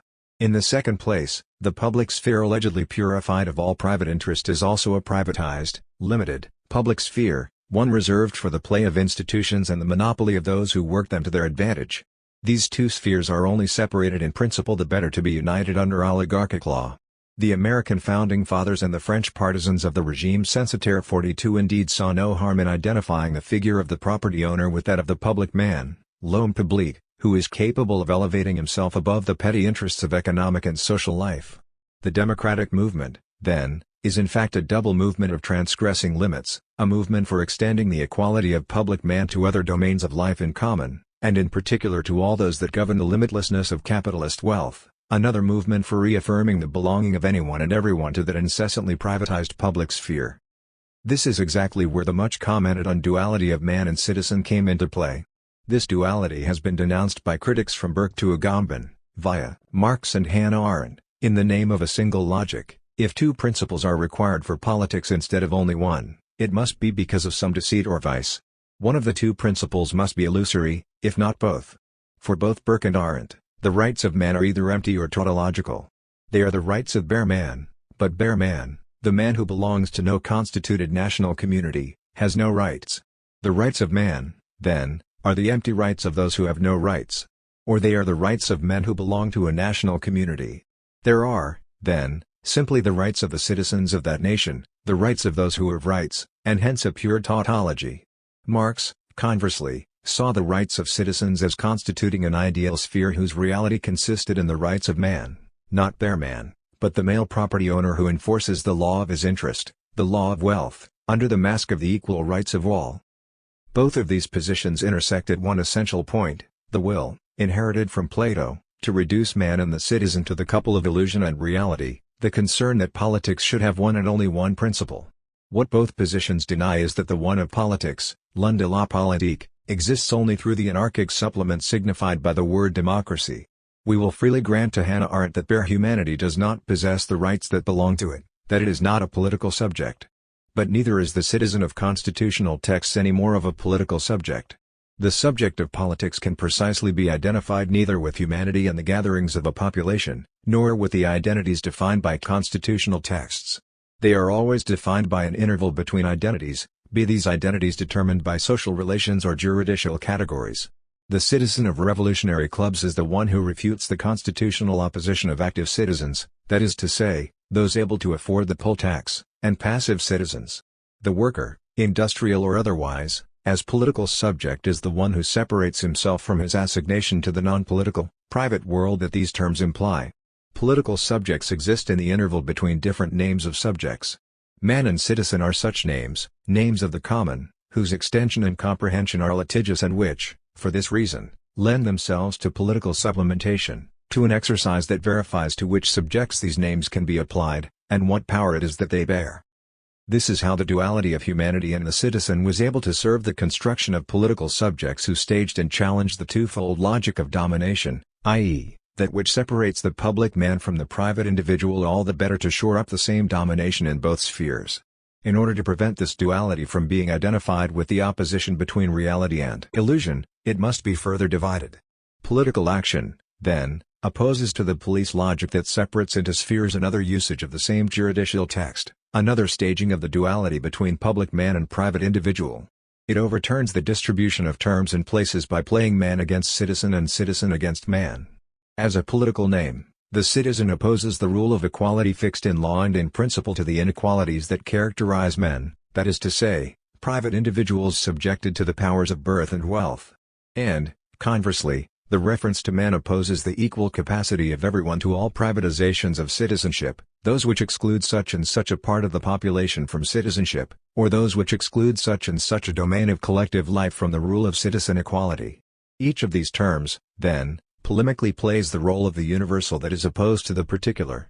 And the opposition of bare life to political existence itself can also be politicized. This is what was shown by the celebrated syllogism introduced by Olympe de Gouges in Article 10 of her Declaration of the Rights of Women and the Citizen: woman has the right to mount the scaffold, she must equally have the right to mount the rostrum. This reasoning is curiously inserted in the middle of a statement about women's right to freedom of expression, modeled on that of men. No one shall be disquieted on account of his opinions, provided their manifestation does not disturb the public order established by law. But this curiosity itself marks the torsion of the relation between life and citizenship which establishes the claim that women belong to the sphere of political expression. Women were excluded from the benefits of having citizens' rights in the name of a division between the public and the private spheres. In belonging to the domestic sphere, hence to the world of particularity, they were foreign to the universality of the citizen sphere. De Gouges turns the argument around, basing her position on the argument that makes punishment the right of the guilty party. If women have the right to mount the scaffold, if a revolutionary power can condemn them to it, this is because their bare life itself is political. The equality of the death sentence revokes the self-evidence of the distinction of domestic life and political life. Women can therefore claim rights as women and as citizens, an identical right that, however, can only be asserted in the form of the supplement. In so doing, they refuted with this fact the demonstration made by Burke and Arendt. As both the latter put it, either the rights of man are the rights of the citizen, that is to say, the rights of those who have rights, which is a tautology, or the rights of the citizen are the rights of man. But as bare humanity has no rights, then they are the rights of those who have no rights, which is an absurdity. And yet, caught in the pincers of this alleged logical bind, Olympe de Gouges and her companions managed to insert a third possibility: women's and citizens' rights are the rights of those who have not the rights that they have and have the rights that they have not. They are arbitrarily deprived of the rights that the Declaration attributes to the members of the French nation and the human species without discrimination. But they also exercise, by their action, the citizens' rights that the law refuses them. They demonstrate in this way that they do have the rights denied them. Have and not to have are terms that split into two. And politics is the operation of this splitting into two. The young black woman of Montgomery, Alabama, who, one day in December 1955, decided to remain in her seat on the bus, which was not hers, in this way decided that she had, as a citizen of the United States, the rights she did not have as an inhabitant of a state that banned the use of such seats to individuals with 1/16 or more parts of non-Caucasian blood. 43 And the blacks of Montgomery who, apropos of this conflict between a private person and a transportation company, decided to boycott the company, really acted politically, staging the double relation of exclusion and inclusion inscribed in the duality of the human being and the citizen. This is what the democratic process implies, the action of subjects who, by working the interval between identities, reconfigure the distributions of the public and the private, the universal and the particular.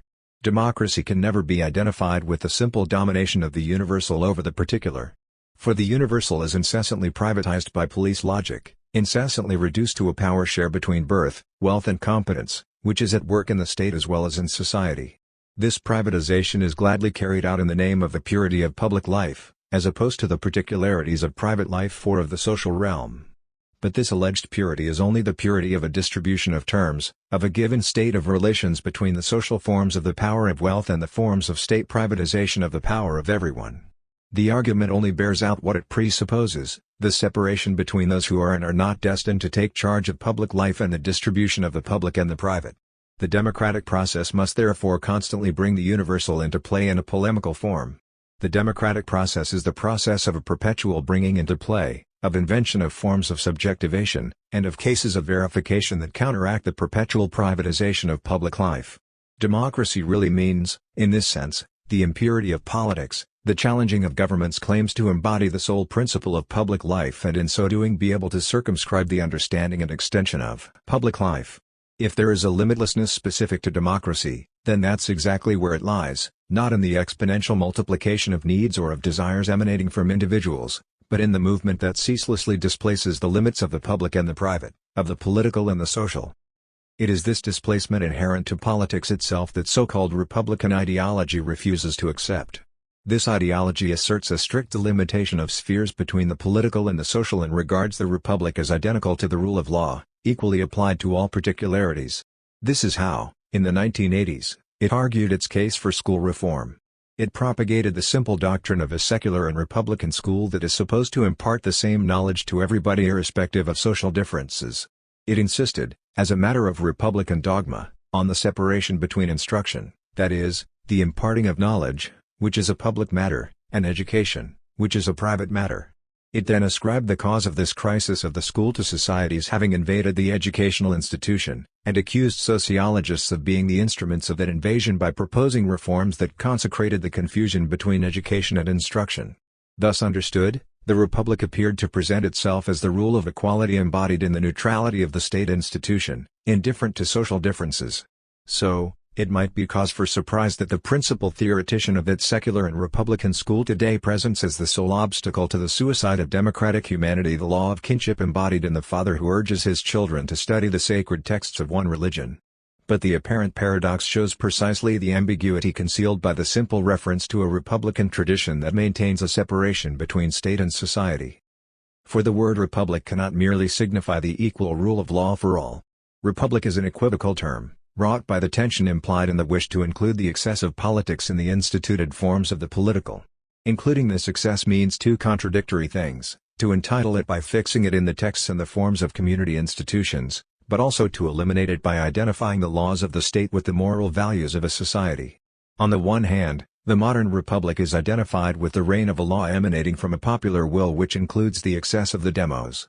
But, on the other, including this excess requires a regulating principle. The Republic must have not only laws but Republican morals too. The Republic, then, is a regime of homogeneity between state institutions and societal mores. In this sense, the Republican tradition goes back neither to Rousseau nor to Machiavelli. It strictly goes back to the Platonic politeia. For the latter is not the reign of equality through the law, of arithmetic equality between equivalent units. It is the reign of geometrical equality, which places those who count for more above those who count for less. Its principle is not the written law that applies equally to everyone, but the education that endows each person and each class with the virtue specific to its place and its function. The Republic so understood does not oppose its unity to sociological diversity. For sociology is precisely not a chronicle of social diversity. On the contrary, it is the vision of a homogeneous social body, opposing its internal vital principle to the abstraction of the law. Republicanism and sociology are, in this sense, two names for the same project: to restore beyond the democratic rupture a political order that is homogeneous to the mode of life of a society.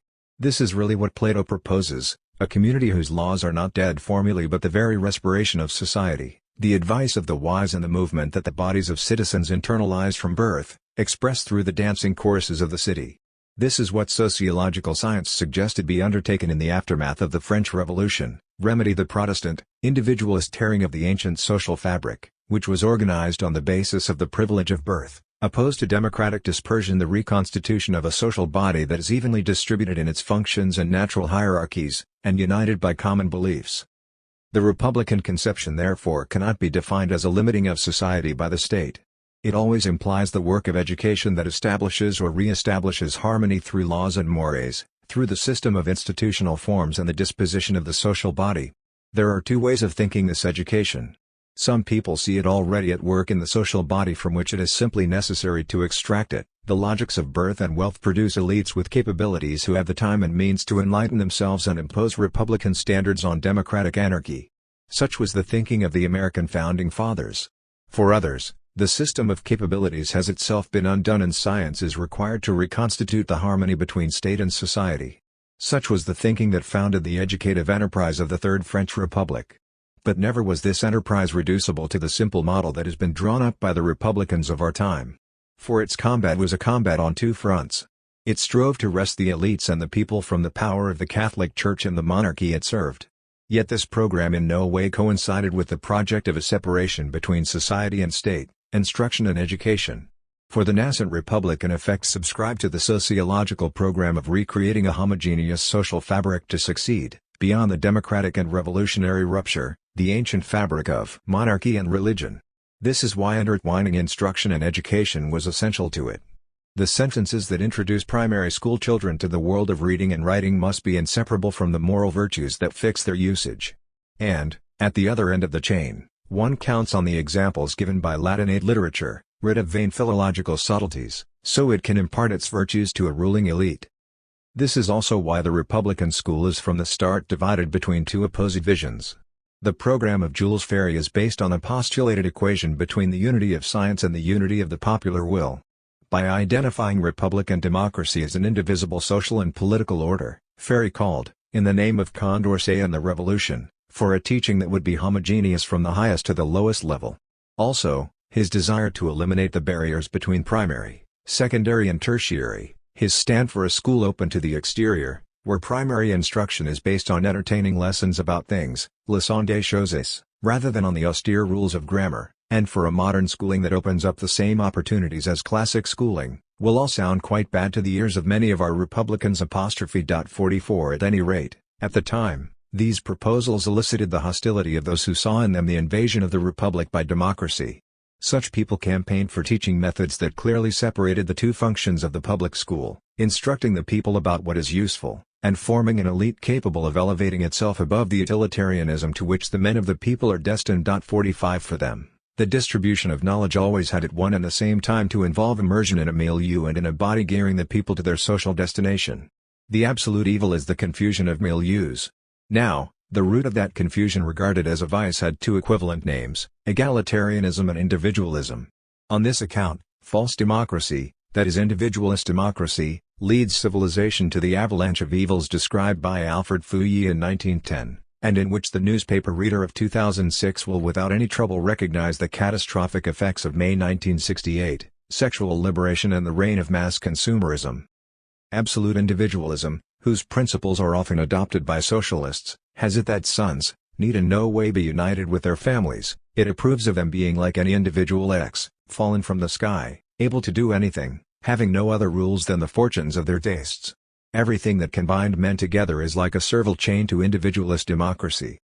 It begins to revolt even against the difference between the sexes and against the obligations that difference entails. Why raise women differently to men, or separately, for different professions? Put them all together in the same system, and in the same scientific, historical and geographical broth, in the same exercises, and make the same careers available to them equally. The anonymous individual, asexual, without ancestors, without traditions, without milieu, without bonds of any sort, this, as Taine had foreseen, is the man of false democracy, the one who votes and whose voice counts as one, whether he be called Thiers, Gambetta, Dane, Pasteur, or whether he be called Vacher. The individual will end up alone with his ego, instead of with all the collective spirits, instead of all those professional milieus which have, throughout the ages, created bonds of solidarity and maintained traditions of common honor. That will be a triumph for the atomistic individual, that is, for force, number and cunning. 46. How the atomization of individuals can come to signify the triumph of number and force might remain obscure to the reader. But such is precisely the great subterfuge effected by recourse to the concept of individualism. That individualism is so out of favor with people who otherwise declare their profound disgust for collectivism and totalitarianism is an easily solved enigma. It is not the collectivity in general that is being defended by the denouncer of democratic individualism. It is a certain collectivity, the well-ordered collectivity of bodies, milieus and atmospheres that adapts knowledges to rank under the wise direction of an elite. And it is not individualism as such that is being rejected but the idea that anyone at all can share in its prerogatives. The denunciation of democratic individualism is simply the hatred of equality by which a dominant intelligentsia lets it be known that it is the elite entitled to rule over the blind herd. It would be unjust to confound the Republic of Jules Ferry with that of Alfred Fouilly. On the other hand, it is fair to say that the Republicans of our age are much closer to the second than to the first. Much more than inheritors of the Enlightenment tradition and the great dream of a scholarly and equal education of the people, they are inheritors of the great obsession with disaffiliation, with disunion, deliaison, and with the disastrous mixing of conditions and sexes brought about by the collapse of traditional orders and bodies. It imports above all to understand the tension that inhabits the idea of the Republic. The idea of the Republic is one of a system of institutions, laws and moral values that eliminate democratic excess by making state and society homogeneous. The school, by means of which the state distributes the elements to educate simultaneously both men and citizens, quite naturally suggests itself as the best institution for realizing that idea. But there are no particular reasons why the distribution of knowledges, mathematics or Latin, philosophy or natural sciences, ought to educate citizens for the Republic and not advisors to the prince or clerics in the service of God. The distribution of knowledges is only socially efficacious to the extent that it is also a redistribution of positions. To gauge the relation between the two distributions, one must therefore have an additional science. Ever since Plato this royal science has had a name. That name is political science. As it has been dreamt of from Plato to Jules Ferry, political science is what has to unify knowledges and, on the basis of that unity, define a common will and a common leadership for the state and for society. But this science will always be missing the very thing that is necessary for settling the excess constitutive of politics, the determination of the just proportion between inequality and equality. There are, to be sure, all kinds of institutional arrangements that enable states and governments to present oligarchs and democrats with the face that each of them want to see. In the fourth book of his Politics, Aristotle created the as yet unsurpassed theory of that art. But there is no science of the just measure between equality and inequality. And there is less of it than ever when conflict erupts between the limitlessness of capitalist wealth and the limitlessness of democratic politics. The Republic aims at being the government of democratic equality by dint of a science of the just proportion. But when a god is lacking to provide souls with the right proportion of gold, silver or iron, that science is also lacking. The government of science will always end up a government of natural elites, in which the social power of those with expert competences is combined with the power of wealth, at the cost once more of provoking a democratic disorder that displaces the boundaries of the political. To erase the tension inherent to the Republican project to produce homogeneity between state and society means that neo-Republican ideology in fact erases politics itself. Its defense of public instruction and political purity, then, comes down to placing politics uniquely in the state sphere, even if it means asking the managers of the state to follow the advice of the enlightened elite. The grandiose Republican proclamations of the return to politics in the 1990s have essentially served to support governmental decisions, even when they signal to facing the political under the exigencies of the limitlessness of global capital, and to stigmatize as populist backwardness any political struggle against that effacement. The only task outstanding was to attribute, ingenuously or cynically, the limitlessness of wealth to the voracious appetites of democratic individuals, and to make this voracious democracy the major catastrophe by which humanity shall destroy. 4. The rationality of a hatred. We can now return to the initial terms of our problem. We live in societies and states known as democracies, a term by which they are distinguished from societies governed by states without law or with religious law. How are we to understand that, at the heart of these democracies, a dominant intelligentsia, whose situation is not obviously desperate and who hardly aspire to live under different laws, day in day out blame all of humanity's misfortunes on a single evil they call democracy?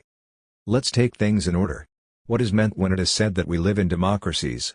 Strictly speaking, Democracy is not a form of state. It is always beneath and beyond these forms. Beneath, insofar as it is the necessarily egalitarian, and necessarily forgotten, foundation of the oligarchic state. Beyond, insofar as it is the public activity that counteracts the tendency of every state to monopolize and depoliticize the public sphere. Every state is oligarchic. One of the theoreticians of the opposition between democracy and totalitarianism quite happily acknowledges it. It is impossible to conceive of a regime which in one sense is not oligarchic. 47 But oligarchy can give democracy more or less room. It is encroached upon by democratic activity to a greater or lesser extent. In this precise sense, the constitutional forms and practices of oligarchic governments can be said to be more or less democratic. Usually the mere existence of the representative system is regarded as the crucial criterion for defining democracy. But this system itself is an unstable compromise, the result of opposing forces. It tends toward democracy only to the extent that it moves nearer to the power of anyone and everyone. With this in mind, we can specify the rules that lay down the minimal conditions under which a representative system can be declared democratic: short and non-renewable electoral mandates that cannot be held concurrently, a monopoly of people's representatives over the formulation of laws, a ban on state functionaries becoming the representatives of the people, a bare minimum of campaigns and campaign costs, and the monitoring of possible interference by economic powers in the electoral process. Such rules have nothing extravagant about them, and in the past many thinkers and legislators, hardly moved by a rash love of the people, have carefully considered them as potential means to maintain a balance of powers, to dissociate the representation of the general will from that of particular interests, and to avoid what they considered as the worst of governments, the governments of those who love power and are skilled at seizing it. All one has to do today to provoke hilarity is list them. With good reason. For what we call democracy is a statist and governmental functioning that is exactly the contrary, eternally elected members holding concurrent or alternating municipal, regional, legislative and/or ministerial functions, and whose essential link to the people is that of the representation of regional interests, governments which make laws themselves, representatives of the people that largely come from one administrative school, 48 ministers or their collaborators who are also given posts in public or semi-public companies, fraudulent financing of parties through public works contracts, business people who invest colossal sums in trying to win electoral mandates, owners of private media empires that use their public functions to monopolize the empire of the public media. In a word, the monopolizing of la chose publique by a solid alliance of state oligarchy and economic oligarchy. We see why those who despise democratic individualism do not reproach this system of predation of the public interest and public goods for anything. In fact, these forms of overconsumption of public functions do not come within the province of democracy. The evils of which our democracies suffer are primarily evils related to the insatiable appetite of oligarchs. We do not live in democracies. Neither, as certain authors assert, because they think we are all subjected to a biopolitical government law of exception, do we live in camps. We live in states of oligarchic law, in other words, in states where the power of the oligarchy is limited by a dual recognition of popular sovereignty and individual liberties. We know the advantages of these sorts of states as well as their limitations. They hold free elections. These elections essentially ensure that the same dominant personnel is reproduced, albeit under interchangeable labels, but the ballot boxes are generally not rigged and one can verify it without risking one's life. The administration is not corrupt, except in matters of public contracts where administration is confounded with the interests of the dominant parties. Individual liberties are respected, although there are notable exceptions here to do with whatever relates to the protection of borders and territorial security. There is freedom of the press. Whoever wants to start up a newspaper or a television station without the assistance of the financial powers will experience serious difficulties, but he or she will not be thrown into prison. The rights of association, assembly and demonstration permit the organization of democratic life, that is, a life which is independent of the state sphere. Permit is obviously an ambiguous word. These freedoms were not the gifts of oligarchs. They were won through democratic action and are only ever guaranteed through such action. The rights of man and of the citizen are the rights of those who make them a reality. The optimistically minded among us will deduce from this that the oligarchic state of law has brought into being that felicitous balance of contraries by which, according to Aristotle, bad governments approach impossible good government. To all intents and purposes, then, a democracy would be something like an oligarchy that leaves enough room for democracy to feed its passion. The more despondent among us will reverse the argument. Peaceful oligarchic government redirects democratic passions toward private pleasures and renders people insensitive to the public sphere. Just look, they say, at what is happening in France. We have a constitution that has been admirably made so that our country can be well governed, and willingly so. The system known as majoritarianism eliminates parties of the extreme right and gives government parties the means to govern in alternation. It thereby enables the majority, that is, the strongest minority, to govern without opposition for a period of 5 years and, with an assurance of stability, to take all the measures for ensuring the common good that the unforeseeability of circumstances and long-term forecasts necessitate. On the one hand, that alternation satisfies the democratic taste for change. On the other, as the members of the government parties have done their studies in the same schools as those who are expert in managing the public interest, they tend to adopt the same solutions, giving precedence to the science of experts over the passions of the multitude. A culture of consensus is accordingly created that repudiates the old conflicts, accustoms us to dispassionately objectivizing both the short and long-term problems that societies encounter, to asking experts for solutions, and to discussing them with representatives qualified in grand social interests. Alas! All these good things have their downside. The multitude, freed of the worry of governing, is left to its private and egotistical passions. Either the individuals composing it are uninterested in public matters and abstain from elections, or they approach them uniquely from the point of view of their interests and consumer whims. In the name of their immediate corporatist interests, they go on strike and hold demonstrations against measures that aim to ensure that their retirement schemes have a future. According to their individual whims, they choose whoever pleases them at election time as if they were choosing between the many kinds of bread offered them in trendy bakeries. The result is that the protest candidates total more votes in the elections than the government candidates. There are many things that we might object to in this argument. Such inevitable criticisms of democratic individualism, here as everywhere, are contradicted by the facts. It is not true that we are observing an irresistible rise in the rate of abstention. We have rather had the opportunity to see an admirable civic constancy in the elevated number of voters who persist in mobilizing themselves to choose between identical representatives of a state oligarchy that constantly flaunts its mediocrity, if not its corruption. And the democratic passion that so belittles the government candidates is no consumer whim, it is simply the wish that politics be more than a choice between interchangeable oligarchs. But the argument is best tackled at its strongest point. What it tells us is at once simple and accurate. The admirable system that gives the strongest minority the power to govern without trouble, and to create a majority and an opposition that are in agreement on which policies to implement, leads the oligarchic machine itself to a state of paralysis. What produces this paralysis is the contradiction between two principles of legitimacy. On the one hand, our states of oligarchic law refer to a principle of popular sovereignty. This notion, to be sure, is ambiguous both in principle and in practice. Popular sovereignty is a way of including democratic excess, of transforming into anarchy the anarchic principle of political singularity, the government of those who are not entitled to govern. It has its application in the contradictory system of representation. But the contradiction has never killed the thing that has the tension of contraries as its very principle. The fiction of the sovereign people has therefore served as well as not as a linkage between governmental logic and political practices, which are always practices of dividing the people, of constituting a people that supplements the one that is inscribed in constitutions, represented by parliamentarians, and embodied in the state.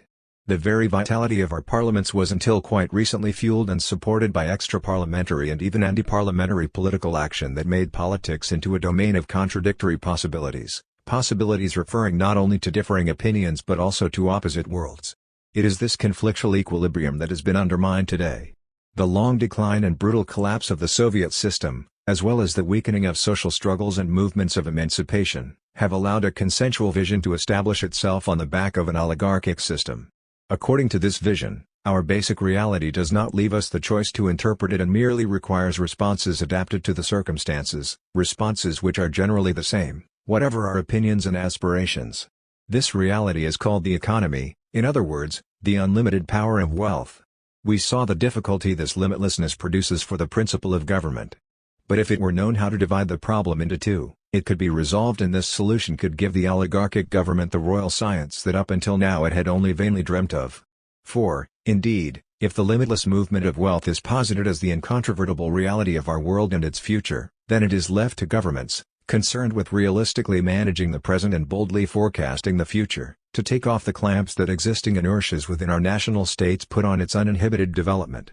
But inversely, as this deployment is limitless, as it does not bother itself with the specific lot of such and such a population or part thereof on the territory of such and such a state, it falls to governments to bring this uncontrollable and ubiquitous power of wealth under the control of the interests of its populations. eliminating national limits for the limitless expansion of capital, bringing the limitless expansion of capital within the limits of the nation. At the intersection of these two tasks, the finally discovered figure of the royal science takes shape. It will always be impossible to find the just measure of equality and inequality, impossible, on this basis, to avoid democratic supplementation, namely, the dividing of the people. Governments and experts, on the other hand, consider it possible to find the right balance between the limited and the limitless. This goes by the name of modernization. Modernization is not the simple task of gearing governments to the harsh realities of the world. It also implies marrying the principle of wealth and the principle of science in order to give oligarchy a renewed legitimacy. At least in the short space of time that the battle for acquiring and preserving power leaves them, our governments make managing the local effects of global necessity on populations their essential task. This means that the population under consideration for management must comprise a single, objectivizable totality in opposition to the people of divisions and metamorphoses. The principle of the popular vote from then on becomes problematic. No doubt it imports very little to consensual logic if the popular decision designates an oligarch from the right or if it designates one from the left. But there is a risk in leaving the solutions that depend upon the exclusive science of experts up to this decision.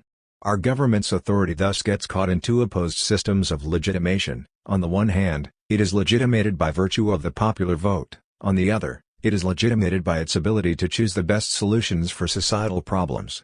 And yet, the best solutions can be identified by the fact that they do not have to be chosen because they result from objective knowledge of things, which is a matter for expert knowledge and not for popular choice. There was a time when the division of the people was active enough and science modest enough for the opposing principles to maintain a coexistence. Today an oligarchic alliance of wealth and science stakes a claim to all the power and prescribes the possibility that the people divide and multiply. But the division between principles that is driven away returns from all directions. It returns with the rise of parties of the extreme right, and with identitarian and religious fundamentalist movements which, against the oligarchic consensus, appeal to the old principles of birth and kinship, to a community rooted in the soil, blood and the religion of their ancestors. It returns, too, in the multiplicity of struggles that reject the global economic necessity that the consensual order turns to good account in order to undermine health systems, retirement schemes and the right to work. It returns lastly within the very functioning of the electoral system when the sole solutions that are imposed on governors and the governed alike are left to the unpredictable decision of the latter. The recent European referendum produced the proof. Those who submitted the question to a referendum were of the mind that this was a vote in the original Western meaning of election, a means of getting the people assembled to consent to those who are qualified to guide them. All the more so as the elite experts unanimously asserted that the question was not a question, that the matter was basically about pursuing a logic of accords that is already in existence and in conformity with everybody's interests. The principal surprise of the referendum was this: a majority of voters, conversely, judged that the question was a real question, not a matter for calling for the simple adherence of the population but one for the sovereignty of the people, and so a matter to which this latter could respond no as well as yes. We know the rest. 49 We also know that the oligarchs, their experts and ideologues managed to find the explanation for this misfortune, in fact the same one they find for every disruption to the consensus. If science did not impress its legitimacy upon the people, it is because the people is ignorant. If progress does not progress, it is because of the backward. One word that all the clerics incessantly chanted captures this explanation: populism. The hope is that under this name they will be able to lump together every form of dissent in relation to the prevailing consensus, whether it involves democratic affirmation or religious and racial fanaticism. And it is hoped that a single principle will come to be ascribed to this thus constituted ensemble: the ignorance of the backward, the attachment to the past, be it the past of social advantages, of revolutionary ideals, or of the religion of ancestors. Populism is the convenient name under which is dissimulated the exacerbated contradiction between popular legitimacy and expert legitimacy, that is, the difficulty the government of science has in adapting itself to manifestations of democracy and even to the mixed form of representative system. This name at once masks and reveals the intense wish of the oligarch, to govern without people, in other words, without any dividing of the people, to govern without politics. And it enables the expert government to rid itself of the old aporia: how can science govern those who do not understand it? This eternal question encounters a more contemporary one: how exactly to determine this measure, whose secret expert government claims to know, between the good that is procured by the limitlessness of wealth and that which procures its limitation? That is to say, how exactly is the combination of the two desires to liquidate politics effected in royal science, the one that inheres in the exigencies of capitalist limitlessness, and the one that inheres in the oligarchic management of nation-states. 4. In the diversity of their motivations and the incertitude of their formulations, the critique of globalization, the resistance to adapting our systems of protection and social security to its constraints, and the rejection of superstate institutions meet at the same sensitive point: what exactly is the necessity in the name of which these transformations are being carried out? That capital growth and investor interests have laws involving complicated mathematical equations is freely granted. That these laws enter into contradiction with the limits posed by national systems of social legislation is just as obvious. But that these laws are ineluctable historical laws that it is vain to oppose, and that they promise a prosperity for future generations that justifies sacrificing these systems of protection, is no longer a matter of science but of faith. The most intransigent devotees of pure laissez-faire economics often have difficulties demonstrating how the conservation of natural resources can be harmoniously arranged through the play of free competition. And if, using statistical comparisons, it is possible to establish that certain forms of flexibility concerning the right to work create more jobs than they suppress in the medium term, it is more difficult to demonstrate that the free circulation of capital demanding an ever more rapid profitability is a providential law that shall lead humanity to a better future. Faith is required. The ignorance that people are being reproached for is simply its lack of faith. In fact, historical faith has changed camps. Today's faith seems to be the prerogative of governors and their experts. This is because it lends a hand to their deeper compulsion, the natural compulsion for oligarchic government, the compulsion to get rid of the people and of politics.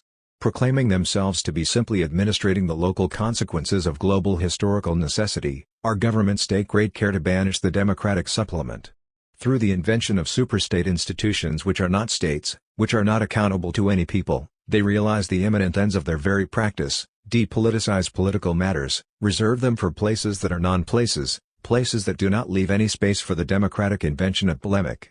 So the state and their experts can quietly agree amongst themselves. The European Constitution befallen by its well-known misfortunes illustrates the logic well. One of the parties in favor of adopting it thought it had found the right slogan: liberalism, it gloated, has no need of constitutions.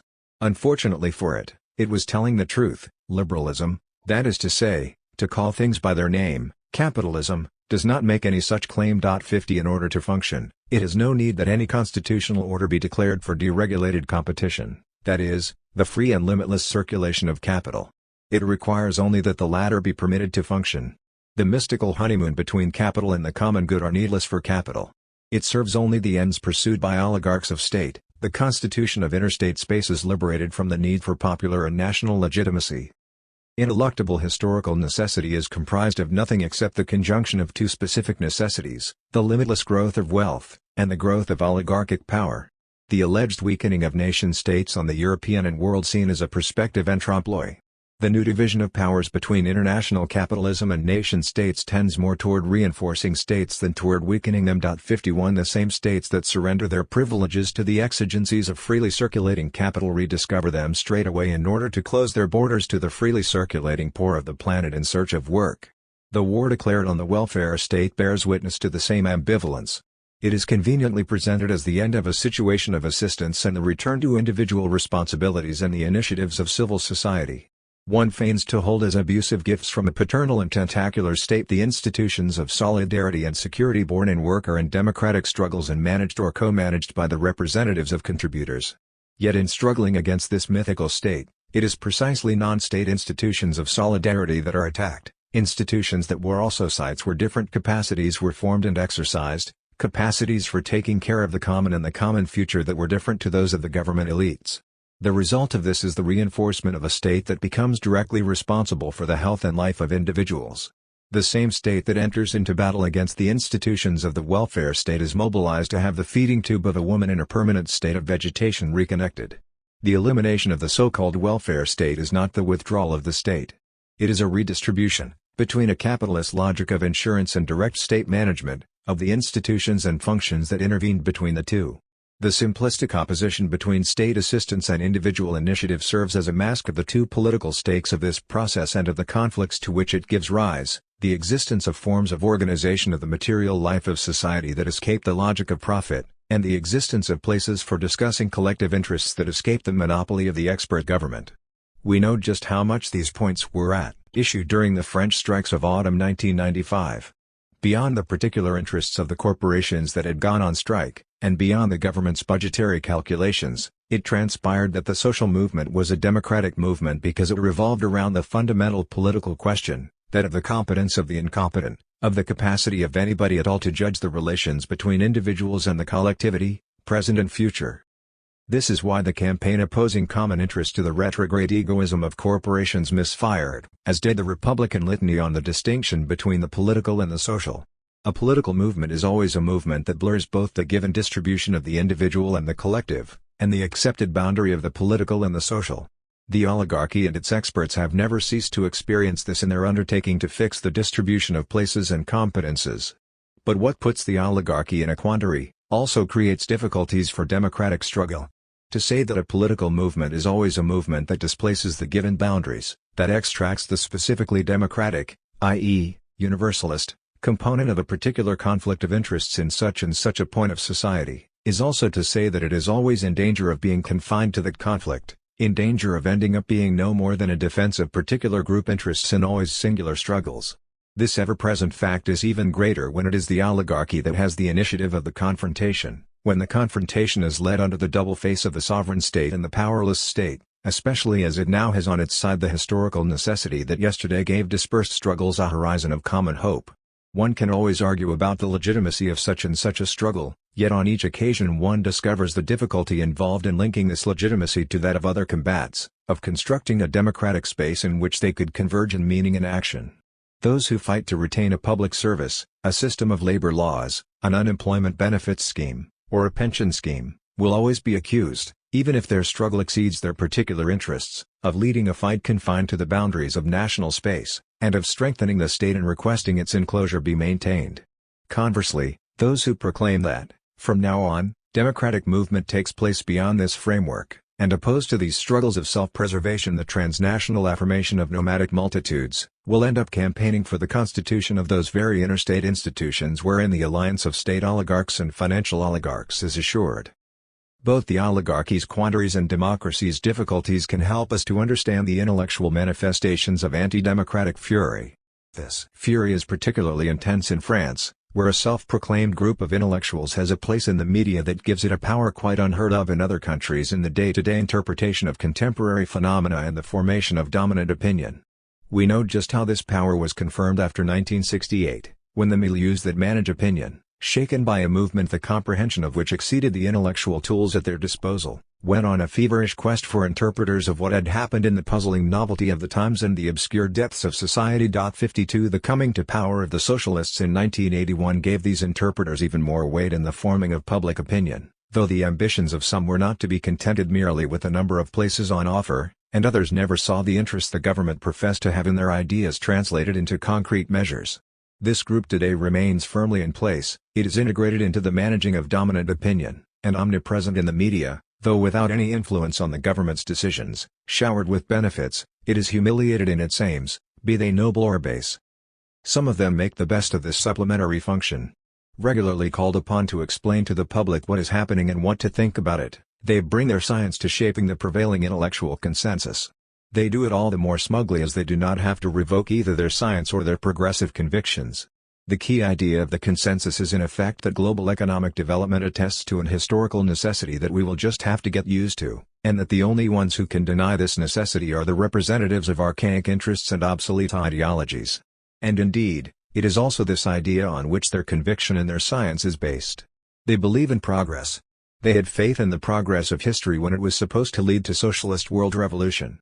They still believe in it now that it leads to the global triumph of the market. It is not their fault if history was mistaken. Consequently, they can unperturbedly reapply yesterday's lessons to today's conditions. To prove that the movement of things is rational, that progress is progressive, and that only the backward oppose it, and to show that in return the march forward does not stop relegating to the past the backward who retard the march forward, these basic principles of Marxist historical explanation also marvelously apply to the difficulties of modernization. They legitimize the support a large fraction of intellectual opinion gave to the Juppé government during the strikes of 1995, and have since unfailingly given credence to the denunciation of those archaic privileges that hold back that inevitable modernization, which itself never ceases producing new archaisms. The principal concept that animates this condemnation, that of populism, is itself borrowed from the Leninist arsenal. It enables that every movement against this depoliticization undertaken in the name of historical necessity be interpreted as a manifestation of a backward section of the population, or as an outmoded ideology. But the more backward people there are, the more need there is for the advance to explain their backwardness. Progressives feel this solidarity and it tempers their anti-democratic stance. Others cope less well with this position. The progressive faith is too naive for them and the consensus too rosy. They also learnt their first lessons from Marxism. But their Marxism was not that of faith in history and the development of productive forces. Theoretically speaking, it was that of the critique that reveals the flip side of things, the truth of the structure under the surface of ideology, or that of exploitation under the appearance of rights and democracy. Practically speaking, it was a Marxism of classes and worlds in opposition, and of the rupture that breaks history in two. These people thus find it harder to cope with the fact that Marxism disappointed their expectations, and that history, the bad one, that which is never interrupted, has now enforced its reign. Regarding all this, regarding those years around 68 that saw the last great eruption in the West, their enthusiasm has transformed into resentment. They have not for all that given up on the things that form their triple inspiration: reading signs, denunciation, and rupture. Simply, they have shifted the target of condemnation, and changed temporal rupture. In a sense they are still subjecting the same thing to critique, for what is the reign of consumerism, if not the reign of commodities? And the principle of limitlessness, is it not that of capitalism? But the resentment puts the machine into reverse gear, inverting the logic of cause and effect. Formerly, it was a global system of domination that explained individual behavior. The good souls then felt pity for the proletariat which, having let itself be taken in by the enticements offered by the betting office and household appliances, was regarded as the victim of a system that exploited it at the same time as nourishing its dreams. But as soon as the Marxist rupture failed to accomplish what the denunciation required, the denunciation was turned round. The individuals are not victims of a system of global domination. They are the ones responsible for it, the ones who impose the democratic tyranny of consumption. The laws of capitalist accumulation, and the type of production and circulation of commodities they require, have become the simple consequence of the vices of those who consume these commodities, and especially of those who have the least means to consume. It is because democratic man is a being of excesses, an insatiable devourer of commodities, human rights and televisual spectacles, that the capitalist law of profit rules the planet. It is true that the new prophets do not complain about this reign. They do not complain either about financial oligarchies or about state oligarchies. They complain first about those who condemn them. It is not hard to understand why. Denouncing an economic or state system means calling for systemic transformation.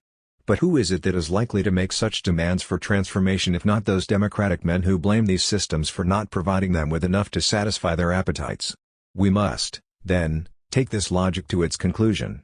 Not only are the vices of the system the vices of the individuals whose lives it governs, but the people most guilty, the exemplary representatives of this vice, are those who want to change the system, those who spread the illusion that it can be transformed so they can further indulge in their vices.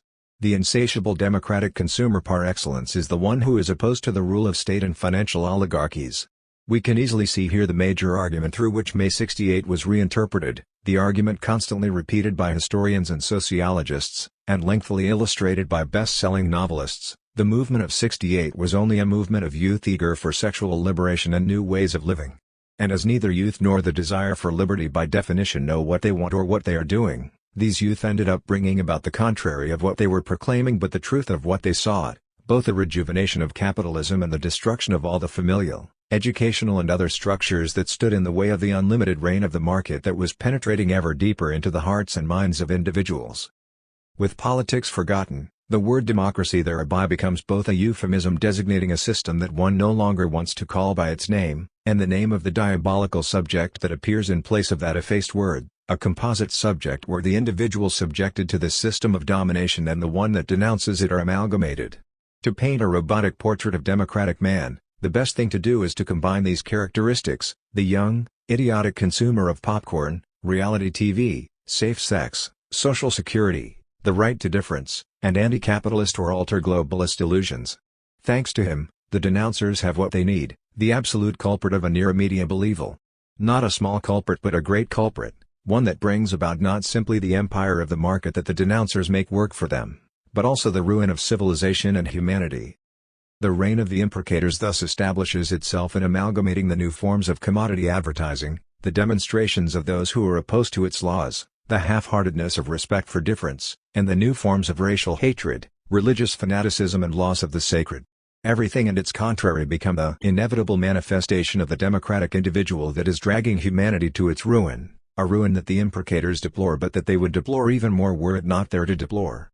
Of this evil individual one says both that he drags the civilization of the Enlightenment to its grave and that he pursues its deadly works, that he is communitarian and without community, that he has lost the sense of family values and the sense of their transgression, the sense of the sacred and that of sacrilege.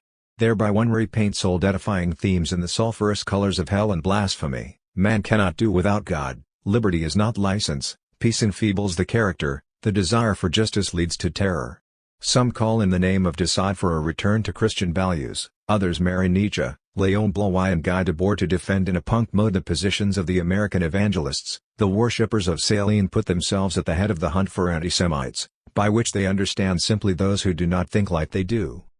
Certain imprecators satisfy themselves with having the reputation of bitter clarity and indomitable solitude that is gained by rehearsing in chorus the refrain of the crimes against thought committed on a daily basis. 53 by the petty man or the petty woman eager for petty enjoyment.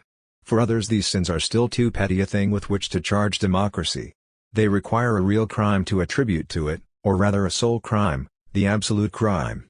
So, they require a real rupture in the course of history, that is to say a meaning of history, a destiny of modernity that would be realized in the rupture. This is why, at the moment the Soviet system was collapsing, the extermination of the European Jews came to fill the role of the social revolution as the event that cut the history of the world in two. But to be able to fulfill that role, the real authors of the crime had to have their responsibility taken away from them.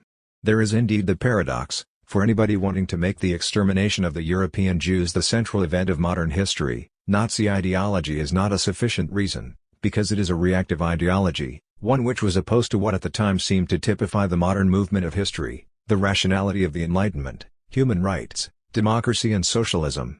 Ernst Nolte's thesis, which turns the Nazi genocide into a defensive reaction to the genocide of the Gulag, itself alleged to be heir to democratic catastrophe, does not resolve the problem. The imprecators strive in effect to connect directly four terms: Nazism, democracy, modernity and genocide. But making Nazism into the direct realization of democracy is a tricky thing to demonstrate, even by means of the old counter-revolutionary argument which identifies Protestant individualism as the root cause of democracy, and therefore of totalitarian terrorism. And making the gas chambers into the embodiment of the essence of technology that Heidegger designated as the fatal destiny of modernity is all that is needed to put Heidegger on the good side, but is not enough to resolve the problem. Modern and rational means can be perfectly well utilized in the service of archaic fanaticisms. If the reasoning is to function, a radical solution is required: eliminate the term that precludes the pieces from fitting together, that is, quite simply, Nazism. At the end of the process, then, this latter becomes the invisible hand that works toward helping democratic humanity triumph by getting rid of its intimate enemy, the people true to the law of kinship, so it can realize its dream, artificial procreation in the service of a desexualized humanity. From current research on embryos one retrospectively deduces the reason for the extermination of the Jews. From that extermination one infers that everything tied to the name democracy is merely the endless perpetuation of one and the same crime. It is true that denouncing democracy as the interminable crime against humanity has no particularly widespread consequences. Those who dream of restoring a government of elites in the shadows of the rediscovered transcendence are perfectly happy with the current state of things in democracies. And as they take the petty people, who contest this state of things, as their principal target, their imprecations ultimately unite with the admonitions of the progressives to come in support of the managerial oligarchs grappling with the rebellious moods of these petty people who, just like the asses and horses obstructing the streets in Plato's democratic city, obstruct the path of progress. As radical as they try to be in their dissensus, as apocalyptic as may be their discourse, the imprecators obey the logic of the consensual order, the logic that makes the signifier democracy into an indistinct notion lumping together into a single whole a type of state order and a form of social life, a set of ways of being and a system of values. Even if it means taking the ambivalence that feeds the official discourse to its extreme, and supporting, in the name of democratic civilization, the military campaigns of the evangelist plutocracy, which they stand alongside in denouncing the democratic corruption of civilization. The anti-democratic discourse of today's intellectuals adds the finishing touches to the consensual forgetting of democracy that both state and economic oligarchies strive toward. In a sense, then, the new hatred of democracy is only one of the forms of confusion affecting this term. It doubles the consensual confusion in making the word democracy an ideological operator that depoliticizes the questions of public life by turning them into societal phenomena, all the while denying the forms of domination that structure society. It masks the domination of state oligarchies by identifying democracy with a form of society, and it masks that of the economic oligarchies by assimilating their empire to the mere appetites of democratic individuals. Hence, it can, in all seriousness, attribute all the phenomena connected with heightening inequality to the fateful and irreversible triumph of the equality of conditions, and so provide the oligarchic enterprise with its ideological point of honor. It is imperative to struggle against democracy, because democracy is tantamount to totalitarianism. But the confusion does not simply lie in an illegitimate use of words that it would suffice to rectify. If words serve to blur things, it is because the conflict over words is inseparable from the battle over things. The word democracy was not forged by some expert concerned with identifying objective criteria by which to classify forms of government and types of society. On the contrary, it was invented as a term to indistinguish things, to show that the power of an assembly of equal men could be nothing but the confusion of a formless and squawking horde, that this latter was to the social order what chaos was to the natural order. To understand what democracy means is to hear the struggle that is at stake in the word, not simply the tones of anger and scorn with which it can be imbued but, more profoundly the slippages and reversals of meaning that it authorizes, or that one authorizes oneself to make with regard to it. When, in the middle of the manifestations of heightening inequality, our intellectuals become indignant about the havoc wreaked by equality, they exploit a trick that is not new. Already in the 19th century, whether under the monarchie censitaire or under the authoritarian empire, the elites of official France, of France reduced to 200,000 men, or subject to laws and decrees restricting individual and public liberties, were alarmed at the democratic torrent that prevailed in society.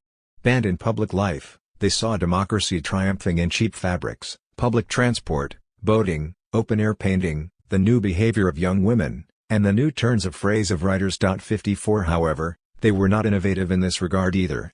The pairing of democracy viewed both as a rigid form of government and as a permissive form of society is the original mode in which the hatred of democracy was rationalized by Plato himself. This rationalization, as we saw, is not the simple expression of an aristocratic mood. It serves to ward off an anarchy or an indistinction more formidable than that of streets encumbered by insolent children or stubborn asses, the primary indistinction between governors and governed, one which becomes evident when the obviousness of the natural power of the best or of the highborn is stripped of its prestige, the absence of a specific title to govern politically over those assembled other than the absence of title. Democracy is first this paradoxical condition of politics, the point where every legitimization is confronted with its ultimate lack of legitimacy, confronted with the egalitarian contingency that underpins the inegalitarian contingency itself. That is why democracy shall never stop provoking hatred. It is also why this hatred is always present in disguise, in laughing tones against asses and horses in Plato's time, in furious diatribes against Benetton campaigns and episodes of loft story in the time of a worn-out French Fifth Republic. Whether these masks are amusing or scathing, the hatred underneath them has a more serious aim. It aims at the intolerable egalitarian condition of inequality itself. So we can reassure the sociologists, both professional and occasional, who declaim the worrying situation wherein democracy is now deprived of enemies. 55 Democracy is not about to have to brave the anguish of such a comfort. The government of anybody and everybody is bound to attract the hatred of all those who are entitled to govern men by their birth, wealth, or science. Today it is bound to attract this hatred more radically than ever, since the social power of wealth no longer tolerates any restrictions on its limitless growth, and each day its mechanisms become more closely articulated to those of state action.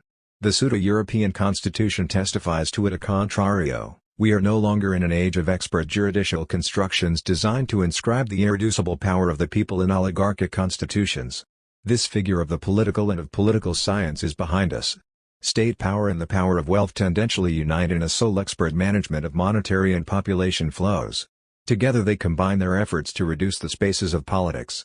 But reducing these spaces, effacing the intolerable and indispensable foundation of the political in the government of anybody and everybody, means opening up another battlefield. It means witnessing the resurgence of a new, radicalized figure of the power of birth and kinship. No longer the power of former monarchies and aristocrats, but that of the peoples of God. This power may openly assert itself in the terror practiced by a radical Islam against democracy identified with states of oligarchic law. It may also bolster the oligarchic state at war with this terror in the name of a democracy assimilated, by American evangelists, to the liberty of fathers obeying the commandments of the Bible and armed for the protection of their property.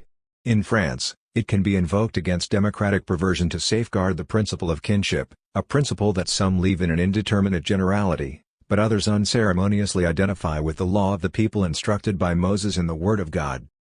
Destruction of democracy in the name of the Quran, bellicose expansion of democracy identified with the implementation of the Decalogue, hatred of democracy assimilated to the murder of the divine pastor, all these contemporary figures have at least one merit. Through the hatred that they manifest against democracy, and in its name, and through the amalgamations to which they subject its notion, they oblige us to rediscover the singular power that is specific to it. Democracy is neither a form of government that enables oligarchies to rule in the name of the people, nor is it a form of society that governs the power of commodities. It is the action that constantly wrests the monopoly of public life from oligarchic governments, and the omnipotence over lives from the power of wealth. It is the power that, today more than ever, has to struggle against the confusion of these powers, rolled into one and the same law of domination. Rediscovering the singularity of democracy means also being aware of its solitude. Demands for democracy were for a long time carried or concealed by the idea of a new society, the elements of which were allegedly being formed in the very heart of contemporary society. That is what socialism designated, a vision of history according to which the capitalist forms of production and exchange constituted the material conditions for an egalitarian society and its worldwide expansion. It is this vision that even today sustains the hope of a communism or a democracy of the multitude, the notion that the increasingly immaterial forms of capitalist production concentrated in the universe of communication are, from this moment on, to have formed a nomadic population of producers of a new type, to have constituted a collective intelligence, a collective power of thought, effects and movements of bodies that is liable to explode apart the barriers of the empire. 56 Understanding what democracy means is to renounce this faith. The collective intelligence produced by a system of domination is only ever the intelligence of that system. Unequal society does not carry any equal society in its womb. Rather, egalitarian society is only ever the set of egalitarian relations that are traced here and now through singular and precarious acts. Democracy is as bare in its relation to the power of wealth as it is to the power of kinship that today comes to assist and to rival it. It is not based on any nature of things nor guaranteed by any institutional form. It is not borne along by any historical necessity and does not bear any. It is only entrusted to the constancy of its specific acts. This can provoke fear, and so hatred, among those who are used to exercising the magisterium of thought. But among those who know how to share with anybody and everybody the equal power of intelligence, it can conversely inspire courage, and hence,